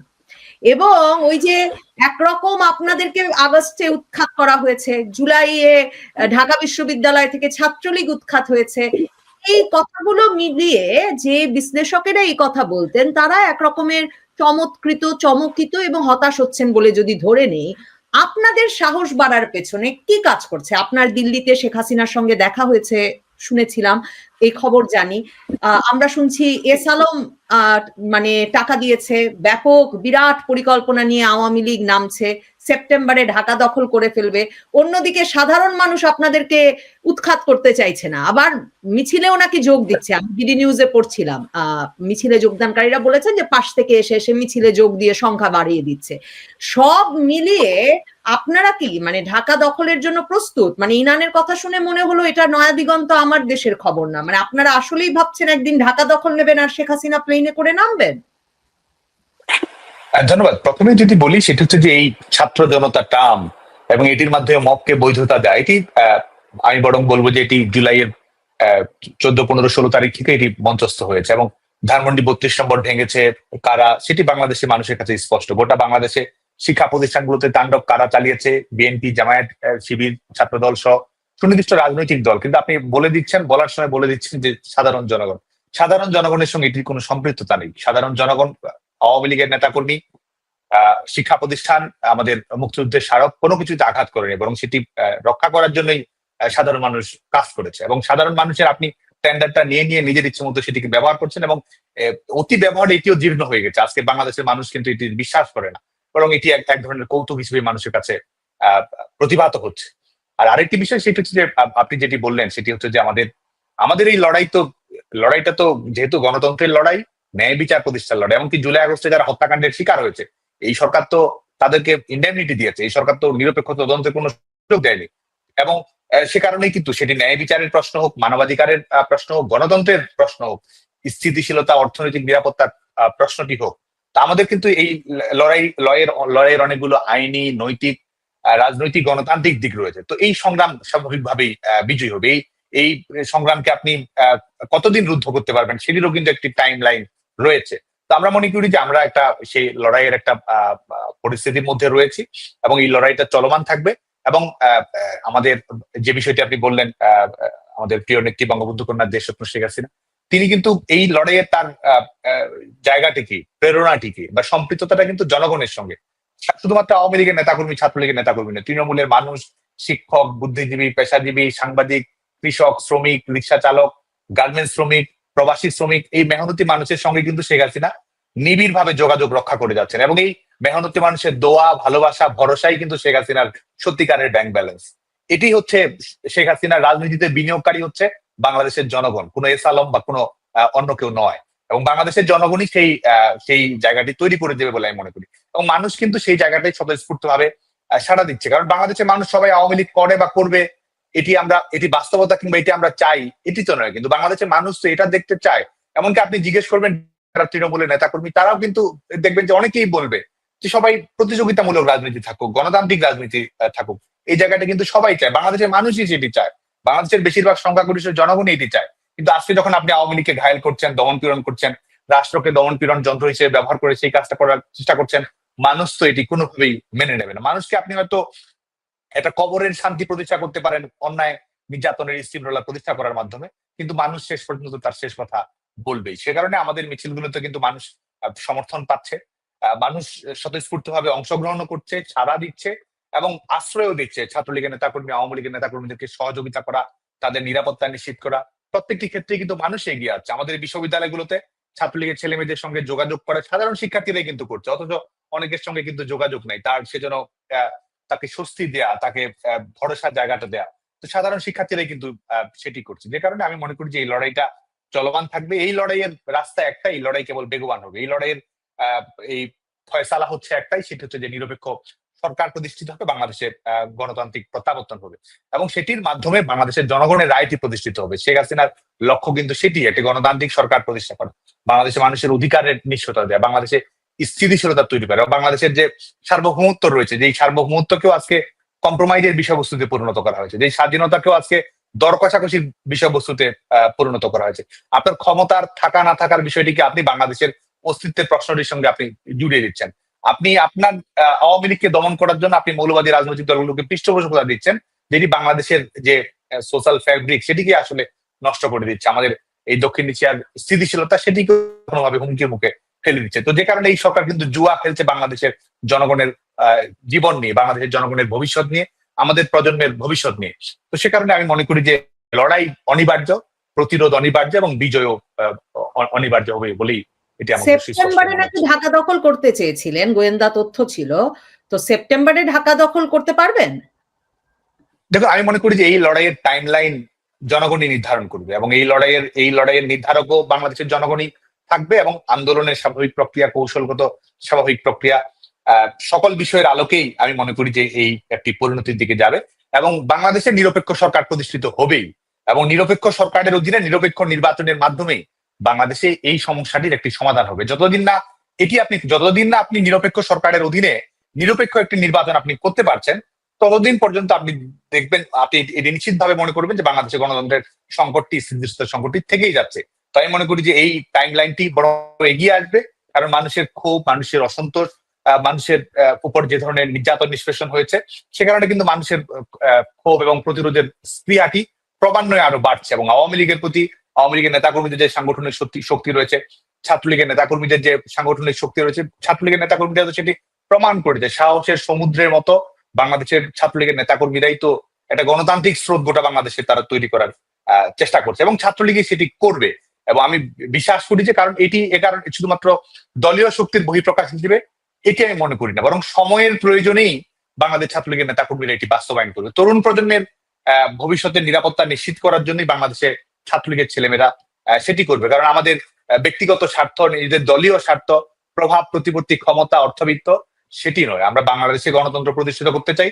বাংলাদেশ একটি মানবাধিকার ভিত্তিক দেশ হবে, বাংলাদেশ একটি ন্যায় বিচার ভিত্তিক দেশ হবে, বাংলাদেশের সকল মানুষের অধিকার থাকবে এবং আমাদের সমৃদ্ধ রাজনীতির পথপানে বাংলাদেশ এগিয়ে যাবে, সেটি নিশ্চিত করার জন্য আমাদের সংগ্রাম। যে কারণে সংগ্রামটি যেহেতু ন্যায়সঙ্গত, সংগ্রামটি যেহেতু জনগণের সমর্থন আছে, তো জনগণই চূড়ান্ত ফলাফল নির্ধারণ করবে, এটির টাইম লাইনও জনগণ নির্ধারণ করবে।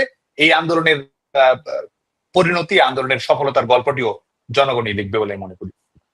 ইনান, এই যে আপনি খুব আত্মবিশ্বাসের সঙ্গে বললেন যে মিছিল ক্রমাগত বড় হবে, এবং আমি বলছিলাম যে সাদ্দাম কয়েক মাস আগেও বলছিলেন যে মিছিল ক্রমাগত বড় হবে। আপনারা নেতৃবৃন্দ, ছাত্রলীগের কথাই যদি বলি, আপনারা কেন্দ্রীয় ছাত্রলীগের সভাপতি, সাধারণ সম্পাদক দুজনই মানে আত্মগোপনে আছেন, বা আত্মগোপন বলা ঠিক হবে না, কারণ আপনারা কথা বলছেন, যোগাযোগ রাখছেন, সবই করছেন, মানে আপনারা দেশে থাকতে পারেন নাই।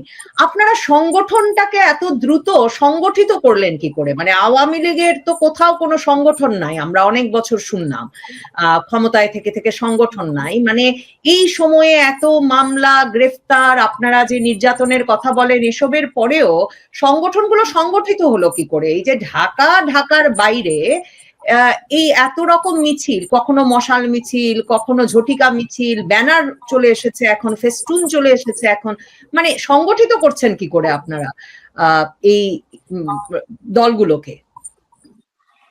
জি, ধন্যবাদ।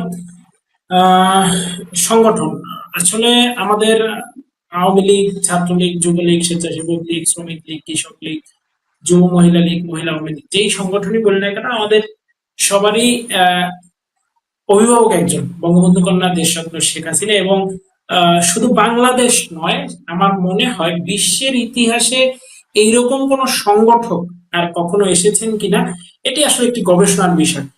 সংগঠক শেখ হাসিনা, এটি নিয়ে একটি পিএইচডি রিসার্চ হতে পারে, করা যেতে পারে, কারণ শেখ হাসিনার সাংগঠনিক যে ক্যাপাসিটি এবং সাংগঠনিক যে ক্যাপাবিলিটি, এটি আসলে আমাদের বয়সে, আমরা এই 5 আগস্টের পরে যেভাবে দেখলাম, এভাবে তো আর দেখার সুযোগ হয়নি। এর আগে গল্প শুনেছি 81-তে দেশে ফেরার পর একটি ভঙ্গুর রাজনৈতিক অবস্থা থেকে কিভাবে তিনি আওয়ামী লীগকে সংগঠিত করে এই আওয়ামী লীগ অমুক গ্রুপ, আওয়ামী লীগ তমুক গ্রুপ সব বাদ দিয়ে আওয়ামী লীগ বঙ্গবন্ধুর আদর্শের গ্রুপ, এই জায়গাটিতে নিয়ে আসার গল্পগুলো শুনেছিলাম। কিন্তু 5 আগস্টের পর থেকে শেখ হাসিনা যে রাজনৈতিক ক্যালিবার দেখিয়েছেন, এটি আসলে হ্যাটস অফ টু হার না বললে কৃপণতা হবে। বঙ্গবন্ধু কন্যা দেশরত্ন শেখ হাসিনা একজন সংগঠক হিসাবে ওনার যে ক্যাপাবিলিটি, ওনার যে অসাধারণ নৈপুণ্য, এরই ফলাফল হচ্ছে আজকে এই সংগঠনের ঘুরে দাঁড়ানো এবং নেত্রী আর তার তৃণমূলের কর্মীরা। এই ক্ষেত্রে আমাদের কারো কোনো ক্রেডিট নেওয়ার সুযোগ নেই, ভাওতাবাজি করার সুযোগ নেই, চাপাবাজি করার সুযোগ নেই যে আমি হাং করেছি, আমি তাং করেছি। সকল ক্রেডিট বঙ্গবন্ধু কন্যা দেশরত্ন শেখ হাসিনা এবং তার তৃণমূলের কর্মীদের, তার অসহায় খেটে খাওয়া কৃষক শ্রমিক লেভেলের যে কর্মীরা রয়েছে, একেবারে ছাত্রলীগের তৃণমূলের যে কর্মীটা রয়েছে, যে কিনা আজ রাত পোহালে কাল কোথায় থাকবে, কিভাবে তার ভাতের আহার জুটবে, এটিরও নিশ্চয়তা নেই, সেই কর্মীটি এই ক্রেডিটের আসল হকদার বা দাবিদার। এবং তার অনুপ্রেরণা কোথায়, তার অনুপ্রেরণার উৎসটি কোথায়, তার যে মরাল যে বুস্ট আপ, এটি কিভাবে হলো? এটি হয়েছে বঙ্গবন্ধু কন্যা দেশরত্ন শেখ হাসিনার মাধ্যমে। আপনারা জানেন কিনা আমি জানি না, বঙ্গবন্ধু কন্যা কিন্তু 5 আগস্টের পর থেকে আমার মনে হয় উনি সরাসরি ওভারফোন কথা বলেছেন কয়েক লক্ষ নেতাকর্মীর সাথে, সরাসরি বিভিন্ন গ্রুপে এখানে সেখানে এভাবে ওভাবে, মানে কোটির উপরে নেতাকর্মীর উনি ভয়েস সরাসরি নিজে শুনেছেন, এবং কোটির উপরে নেতাকর্মী সরাসরি, এটা কোনো সামাজিক যোগাযোগ মাধ্যমের ভিডিও বার্তায় নয়, সরাসরি ওনার ভয়েসটি শুনতে পেয়েছেন। এবং শেখ হাসিনার যে ওই কণ্ঠ, শেখ হাসিনার যে আওয়াজ, শেখ হাসিনার কণ্ঠে যে মায়া, শেখ হাসিনার কণ্ঠে যে প্রগাঢ়তা, শেখ হাসিনার কণ্ঠে যে ভালোবাসা, শেখ হাসিনার কণ্ঠে দেশের প্রতি যে মমত্ববোধ, শেখ হাসিনার কণ্ঠে জাতির পিতা বঙ্গবন্ধু শেখ মুজিবুর রহমানের প্রতি যে কমিটমেন্ট, এই সবকিছুই আমাদের তৃণমূলের কর্মীদেরকে উদ্বুদ্ধ করেছে, উৎসাহিত করেছে। শেখ হাসিনা একজনই, শেখ হাসিনা আওয়ামী লীগের ক্ষেত্রে একটি অপরিহার্য নাম, ছাত্রলীগের কর্মীদের বেঁচে থাকার ক্ষেত্রে শেখ হাসিনা একটি অপরিহার্য নাম, বাংলাদেশের রক্ষার ক্ষেত্রে শেখ হাসিনা একটি অপরিহার্য নাম, শান্তির ক্ষেত্রে, সমৃদ্ধির ক্ষেত্রে, উন্নয়নের ক্ষেত্রে, নিরাপত্তার ক্ষেত্রে, নির্বিঘ্নতার ক্ষেত্রে, দেশের সকল সূচকের ক্ষেত্রে শেখ হাসিনা একটি অপরিহার্যতার নাম। এবং শেখ হাসিনার এই অপরিহার্যতাই সারা বাংলাদেশের তৃণমূলের নেতাকর্মীদেরকে সংগঠিত হতে সাহায্য করেছে, সহযোগিতা করেছে, উদ্বুদ্ধ করেছে, অনুপ্রাণিত করেছে।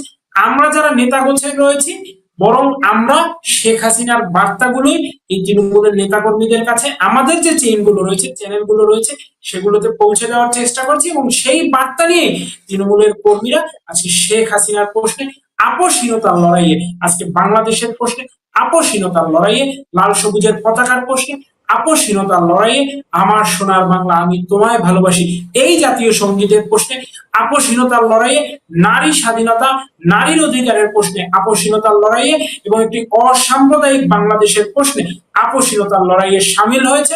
এবং এই লড়াই ক্রমান্বয়ে তীব্র থেকে তীব্রতর হচ্ছে। এই যে ন্যায়ের সাথে অন্যায়ের ফুটবল ম্যাচ, এখন এই ফুটবল ম্যাচটি 90 মিনিটে শেষ হবে, এক্সট্রা টাইমে শেষ হবে, টাই ব্রেকারে শেষ হবে, না পেনাল্টি শুট আউটে শেষ হবে, এটির সিদ্ধান্ত বা এটির জাজমেন্ট বা এটির প্রেডিকশন আমরা এখনই করতে পারছি না। তবে হ্যাঁ, এটুকু নিশ্চিত করেই বলতে পারি, 90 মিনিটে হোক, এক্সট্রা টাইমে হোক, টাই ব্রেকারে হোক, আর পেনাল্টি শুট আউটে হোক, বিজয় কিন্তু এই ন্যায়ের পক্ষের শক্তিরই হবে, মুক্তিযুদ্ধের সপক্ষ শক্তিরই হবে, সত্যের পক্ষের শক্তির হবে, এবং অসাম্প্রদায়িক বাংলাদেশের পক্ষে যে শক্তি রয়েছে তাদেরই হবে। সাদ্দাম, শেষ প্রশ্ন করে শেষ করি। মুক্তিযুদ্ধের পক্ষ বিপক্ষ এই বয়ান আর কাজ করবে না। জাকসু নির্বাচনের পর কিন্তু অনেক রাজনৈতিক বিশ্লেষকই খুব আস্থার সঙ্গে, আত্মবিশ্বাসের সঙ্গে এই কথা বলছেন। কাজে এই যে মুক্তিযুদ্ধের পক্ষ শক্তি বিজয়ী হবে বলে তো ইনান শেষ করলেন, সেই বিষয়টাই জানতে চাই। আর আমি জানতে চাই, আপনারা কোনো রাগঢাক রাখছেন না যে ইউনূস সরকারের পতন ঘটানো এখন আপনাদের রাজনৈতিক লক্ষ্য, তো কিন্তু ডক্টর ইউনূসের পতন ঘটলে, ইউনূস সরকারের পতন ঘটলেই কি আপনারা বাংলাদেশের রাজনীতিতে ফিরতে পারবেন? বিএনপি, জামায়াতে ইসলামী এখন যদি আপনাদের মিছিলগুলোকে রাজপথে প্রতিরোধ করতে চায়, আপনাদের কি কৌশল হবে? কেন তারা প্রতিরোধ করছে না সে প্রশ্ন আমি বলছিলাম, যে এমনকি সাংবাদিক ইলিয়াস হোসেনও তুলছিলেন। তো সে এক প্রশ্ন, তারা প্রতিরোধে নামলে আপনারা কি করবেন? আর মানে ইউনূস সরকারের পতন হলেই আপনারা রাজনীতিতে ফিরতে পারবেন বলে মনে করছেন কেন? শেষ প্রশ্ন। এক হচ্ছে যে মুক্তিযুদ্ধ বরং দিন দিন আরো শক্তিশালী হবে, এবং সেটি আজকে দেখুন ধানমন্ডি 32 নম্বর ভেঙে চুরে তছনছ করে দেওয়া হয়েছে, কিন্তু গোটা বাংলাদেশটাই আমরা মনে করি যে বাংলাদেশের মানুষের অনুভূতিতে প্রত্যেকটা ঘরই ধানমন্ডি 32 নম্বরে পরিণত হয়েছে। বঙ্গবন্ধু কন্যার দেশরত্ন শেখ হাসিনাকে হত্যা চেষ্টার উদ্দেশ্যে হামলা করা হয়েছে গণভবনে, আজকে গোটা দেশটাই শেখ হাসিনার উঠানে পরিণত হয়েছে। এবং মুক্তিযুদ্ধের অঙ্গীকার, স্পিরিট, এটি আসলে কি দেখুন, আজকে পরাজিত শক্তি তাদেরকেও কিন্তু মুক্তিযুদ্ধের ভেগ ধারণ করতে হচ্ছে, এবং এটি প্রমাণ করে যে মুক্তিযুদ্ধের শক্তির জায়গাটা কোন জায়গায় গেছে, কতটুকু শক্তিশালী হচ্ছে। এবং মুক্তিযুদ্ধের যে মূল্যবোধ, মুক্তিযুদ্ধ তো একটা যেমন আমাদের স্বাধীনতার আন্দোলনের স্বাধীনতা, আমাদের সার্বভৌমত্ব এবং আমাদের নতুন সূচনার সূতিকাগার, একই সঙ্গে এটি তো আদর্শিক অঙ্গীকারের বুনিয়াদ গুলো আমাদের তৈরি করে দিয়েছে। আমাদের রাষ্ট্র ব্যবস্থাটা গণতান্ত্রিক হবে, আমাদের সমাজ ব্যবস্থাটা গণতান্ত্রিক হবে। সেই গণতন্ত্রের প্রশ্নটি তো বাংলাদেশ আজকে সবচেয়ে বেশি বিস্তৃত হচ্ছে, সবচেয়ে বেশি প্রাসঙ্গিক হচ্ছে। যত বেশি গণতান্ত্রিক আন্দোলন হবে, সেটি তো আসলে মুক্তিযুদ্ধের আন্দোলনই। বাংলাদেশে আপনি যখন সাম্প্রদায়িক রাজনীতির বিস্মৃতি ঘটানোর চেষ্টা করা হবে এবং যুদ্ধে যখন মানুষ রুখে দাঁড়ানোর চেষ্টা করবে, ধর্মনিরপেক্ষ মূল্যবোধের কথা বলবে, সাম্প্রদায়িক সম্প্রীতির কথা বলবে, মানুষের অধিকারের কথা বলবে, তো সেটি তো মুক্তিযুদ্ধকে রিক্লেইম করার সংগ্রামী, মুক্তিযুদ্ধকে রিস্টোর করার সংগ্রামী। বরং তাদের যে দেখানো রিসেট বাটন সেটিকে ধূলিসাৎ করে দিয়ে মুক্তিযুদ্ধকে প্রতিষ্ঠিত করার সংগ্রামী তো এটি। এবং এই ন্যায় বিচার, মানবাধিকার প্রত্যেকটি ক্ষেত্রে কিন্তু মুক্তিযুদ্ধের বিষয়টি জড়িয়ে রয়েছে। আপনি দেখুন জুলাই আগস্টে আন্দোলন যারা করেছে এবং আন্দোলনে যারা বিভ্রান্ত করেছে, সেই বিভ্রান্ত করার জন্য কিন্তু বলতে হয়েছে যে বঙ্গবন্ধুর বাংলায় বৈষম্যের ঠাঁই নাই, তাদেরকে কিন্তু বলতে হচ্ছে দাবিয়ে রাখতে পারবে না। তো সে কারণে কিন্তু বাংলাদেশের তরুণ প্রজন্ম, এটি শুধুমাত্র মুক্তিযুদ্ধ তো ছাত্রলীগ আওয়ামী লীগের বিষয় নয়, এটি বাংলাদেশের সকল মানুষের জীবনের একটি অমীয় সাহসের ধারা হচ্ছে মুক্তিযুদ্ধ। তো যে কারণে বাংলাদেশের মানুষের যে সামাজিক রাজনৈতিক বোধ, সেখানে যে সিম্বল গুলো আপনি দেখবেন, সেখানে গান, সাহিত্য, ইতিহাস যদি দেখেন, আপনি জীবনধারা যদি দেখেন, বাংলাদেশের মানুষ যে ধরনের জীবনধারা, যে ধরনের লাইফস্টাইল পছন্দ করে, তার রাজনৈতিক দৃষ্টিভঙ্গিটা যেরকম, সামাজিক উপকরণ গুলো যেরকম, যে কারণে মুক্তিযুদ্ধ বাংলাদেশে আসলে সর্বতোভাবেই আসলে জড়িয়ে রয়েছে এবং এটি কোনো অপশক্তির পক্ষে এটি আসলে পরাজিত করা সম্ভব নয়। যে কারণে আমি মনে করি যে মুক্তিযুদ্ধ আরো তীব্রভাবেই ফিরে আসবে, মুক্তিযুদ্ধ আরো শক্তিশালী ভাবেই ফিরে আসবে এবং বাংলাদেশের মানুষের জীবনের জীবন কাটিয়ে এই মুক্তিযুদ্ধই থাকবে। এবং সেটি হচ্ছে যে আমাদের অঙ্গীকারগুলোর জন্য, সেটি হচ্ছে আমাদের স্বপ্নগুলোর জন্যই বলে আমি মনে করি। আরেকটি হচ্ছে যে আপনি যেটি বললেন যে আমাদের প্রত্যাবর্তন যেটি বিষয়, সেটি অবশ্যই, কারণ বাংলাদেশে বর্তমান সরকার যেহেতু নিরপেক্ষতা দেখাতে পারছে না, বর্তমান সরকারের যেহেতু প্রশাসনিক দক্ষতাও নেই, বর্তমান সরকার যেহেতু এই গত 12 মাসে তার সেটি প্রমাণও তারা রাখতে পারেনি, তো সে কারণে কিন্তু এটি এমন একটি সরকার, যে সরকার কিন্তু নির্বাচনটি স্বচ্ছতার সঙ্গে হবে। যেই নির্বাচনের ফলাফল একটা ছাত্র সংসদ নির্বাচনের 11,000 ভোটের ফলাফল, যেখানে 67% ভোট পড়ে, সেই ফলাফল দিয়ে যদি আপনার 3 দিন অতিক্রান্ত হয় এবং সংখ্যাগরিষ্ঠ প্যানেলকে যদি নির্বাচন থেকে সরে আসতে হয়, তাহলে এই সরকার নির্বাচন থেকে দেবে কাদের নিয়ে? এই সরকার নির্বাচনটি আসলে দেবে, সেটি তো কোনোভাবেই কোনো বাস্তবসম্মত নয়। গণতন্ত্রের কোনো পাটিগণিতেই এই সরকার একটি নির্বাচন করতে পারবে এটি মেলানো সম্ভব নয় এবং বাংলাদেশের সিভিল সোসাইটি, বাংলাদেশের সংবাদ মাধ্যম সেটি কিন্তু বলছেই। তো সে কারণে আমরা মনে করি যে একটি নিরপেক্ষ সরকার প্রতিষ্ঠিত করতে হবে এবং নিরপেক্ষ সরকার বাংলাদেশে প্রতিষ্ঠিত হবেই। এবং তাদের আওতাধীনে যদি আমরা অন্তর্ভুক্তিমূলক নির্বাচনটি আমরা করতে পারি, যেই সরকারের নিরপেক্ষতা থাকবে, যেই সরকারের দক্ষতা থাকবে, যেই সরকারের অন্তর্ভুক্তিমূলক দৃষ্টিভঙ্গিটি থাকবে এবং যেই সরকার জনগণের সমর্থনটি অর্জন করতে পারবে, তাহলে কিন্তু আমাদের পরবর্তী স্টেপে আমরা যেতে পারবো। এবং আমরা বিশ্বাস করি যে আওয়ামী লীগের প্রত্যাবর্তন, ছাত্রলীগের প্রত্যাবর্তন সেটি নয়। আমরা বাংলাদেশের 5ই আগস্টের লড়াই আমাদের নতুন করে শুরু করার কিছু নেই, লড়াই 5ই আগস্ট থেকেই শুরু হয়েছে, লড়াই চলমান রয়েছে এবং আমাদের নেতাকর্মীরা, আমাদের আন্দোলন সংগ্রাম, বাংলাদেশের মানুষের মধ্যে আমাদের সংগ্রামটি বসবাস করছে, আমাদের মেঠো পথে, আমাদের রাজপথে, আমাদের শিক্ষা প্রতিষ্ঠানে, আমাদের গ্রামে গঞ্জে, মফস্বলে, সচিবালয়ে আন্দোলন চলমান রয়েছে। শিক্ষার্থীরা এবং বাংলাদেশের সেই জায়গা থেকে সংগঠিত হচ্ছে। সে কারণে প্রত্যাবর্তনের গল্প নয়, বরং আমাদের উত্থান হবে, বাংলাদেশের ভেতর থেকেই, বাংলাদেশের মাটি থেকে আমাদের আন্দোলনটি উত্থিত হবে এবং সেটির মাধ্যমে বাংলাদেশে একটি ফয়সালার পথকে আমরা পাবো এবং ছাত্রলীগ সেখানে আরো প্রাসঙ্গিক হবে। আজকে ছাত্রলীগকে নিষিদ্ধ করেছে দখলদার সরকার, আমাদের উপর নির্যাতনের স্টিম রোলার চালাচ্ছে, কিন্তু বাংলাদেশের ছেলেমেয়েরা তো জানে যে সে ছেলে মেয়েটি হয়তো ছাত্রলীগ করে না, কিন্তু সে যখন এই কপালে লাল সবুজের পতাকা বেঁধে আন্দোলন সংগ্রামে অংশ নেয়, সেই লাল সবুজের পতাকার ডিজাইনার তো বাংলাদেশ ছাত্রলীগ। বাংলাদেশের ছেলেমেয়েরা যখন স্কুলে কলেজে আমার সোনার বাংলা আমি তোমায় ভালোবাসি গায়, সেই জাতীয় সঙ্গীতের প্রস্তাবক এবং সেই জাতীয় সঙ্গীতকে আনুষ্ঠানিকভাবে রূপদান, সেটি তো বাংলাদেশ ছাত্রলীগের করে দেয়। আমাদের মানচিত্র, আমাদের গণতন্ত্র, সকল কিছুর সঙ্গেই তো বাংলাদেশ ছাত্রলীগ জড়িত রয়েছে। তো এই সংগঠনটির মালিকানা তো আমাদেরও নয়, এই সংগঠনটির মালিকানা বাংলাদেশের মানুষের, এটি একটি গণসংগঠন। তো সে কারণে আমরা মনে করি যে আমাদের সেই গণতান্ত্রিক সংগ্রামটি শক্তিশালী হবে, সেই গণতান্ত্রিক সংগ্রামটি সফল হবে এবং এই দখলদার ফ্যাসিস্ট ইউনূসকে বিদায় নিয়ে বাংলাদেশের জনগণের ক্ষমতা জনগণ কাছে ফিরে দিতে হবে। এবং আমার কাছে মনে হচ্ছে, আমি শেষ করছি, যে 7ই মার্চের ভাষণে বঙ্গবন্ধু শেখ মুজিবুর রহমান যেটি বলেছিলেন যে সামরিক আইন প্রত্যাহার, যদিও সেটি সে সময়ের সঙ্গে প্রাসঙ্গিক, সামরিক আইন প্রত্যাহার করতে হবে, সেনাবাহিনীকে ব্যারাকে ফিরে দিতে হবে, যেভাবে হত্যা করা হচ্ছে তার তদন্ত করা হবে এবং নির্বাচিত প্রতিনিধিদের কাছে ক্ষমতা হস্তান্তর করতে হবে। ঠিক এরকম ভাবে বাংলাদেশে আইন শৃঙ্খলা প্রতিষ্ঠিত করে নিরপেক্ষতা বজায় রেখে আইন শৃঙ্খলা রক্ষাকারী বাহিনীগুলোকে যেভাবে দলীয় ভাবে ব্যবহার করার চেষ্টা করা হচ্ছে, সেটি থেকে বাদ দিয়ে সকল কিছু তদন্ত করে একটি নিরপেক্ষ সরকার প্রতিষ্ঠা করার মাধ্যমে জনগণের কাছে ফিরে, জনগণের ক্ষমতা জনগণের কাছে হস্তান্তর করার মাধ্যমেই বাংলাদেশের বিদ্যমান সমস্যার একটি স্থায়ী সমাধান খুঁজতে হবে বলে মনে করি। অনেক ধন্যবাদ ইনান। আপনি যদি শেষ কিছু যোগ করতে চান। আমার আর কোনো প্রশ্ন নেই, আপনি কিছু যোগ করতে চান? না, আসলে যোগ করার কিছু নেই। আপনাকে অনেক ধন্যবাদ। তবে যে বিষয়টি বারবার বলা হচ্ছে যে জামাত বিএনপি যদি বাধা দেয়, বাধা দিলে বাধা দিতে আসুক না, বাধা আসবে যেখানে লড়াই হবে সেখানে, অসুবিধা নেই। আমরাও আমাদের জায়গা থেকে প্রস্তুত রয়েছি সকল বাধার জিনজির ভঙ্গ করে, ভেঙে দিয়ে চুরমার করে আমরা আমাদের নতুন সূর্যের পথে, এই আওয়ামী শক্তির, মুক্তিযুদ্ধের সপক্ষ শক্তির পুনরুত্থানের পথে আমরা এগিয়ে যাব। বাধা আসবে যেখানে, লড়াই হবে সেখানে, বার্তা স্পষ্ট। অসংখ্য ধন্যবাদ শেখ ওয়ালি আসিফ ইনান, ধন্যবাদ সাদ্দাম হোসেন, ধন্যবাদ দর্শক যারা এতক্ষণ ছিলেন আমাদের সঙ্গে।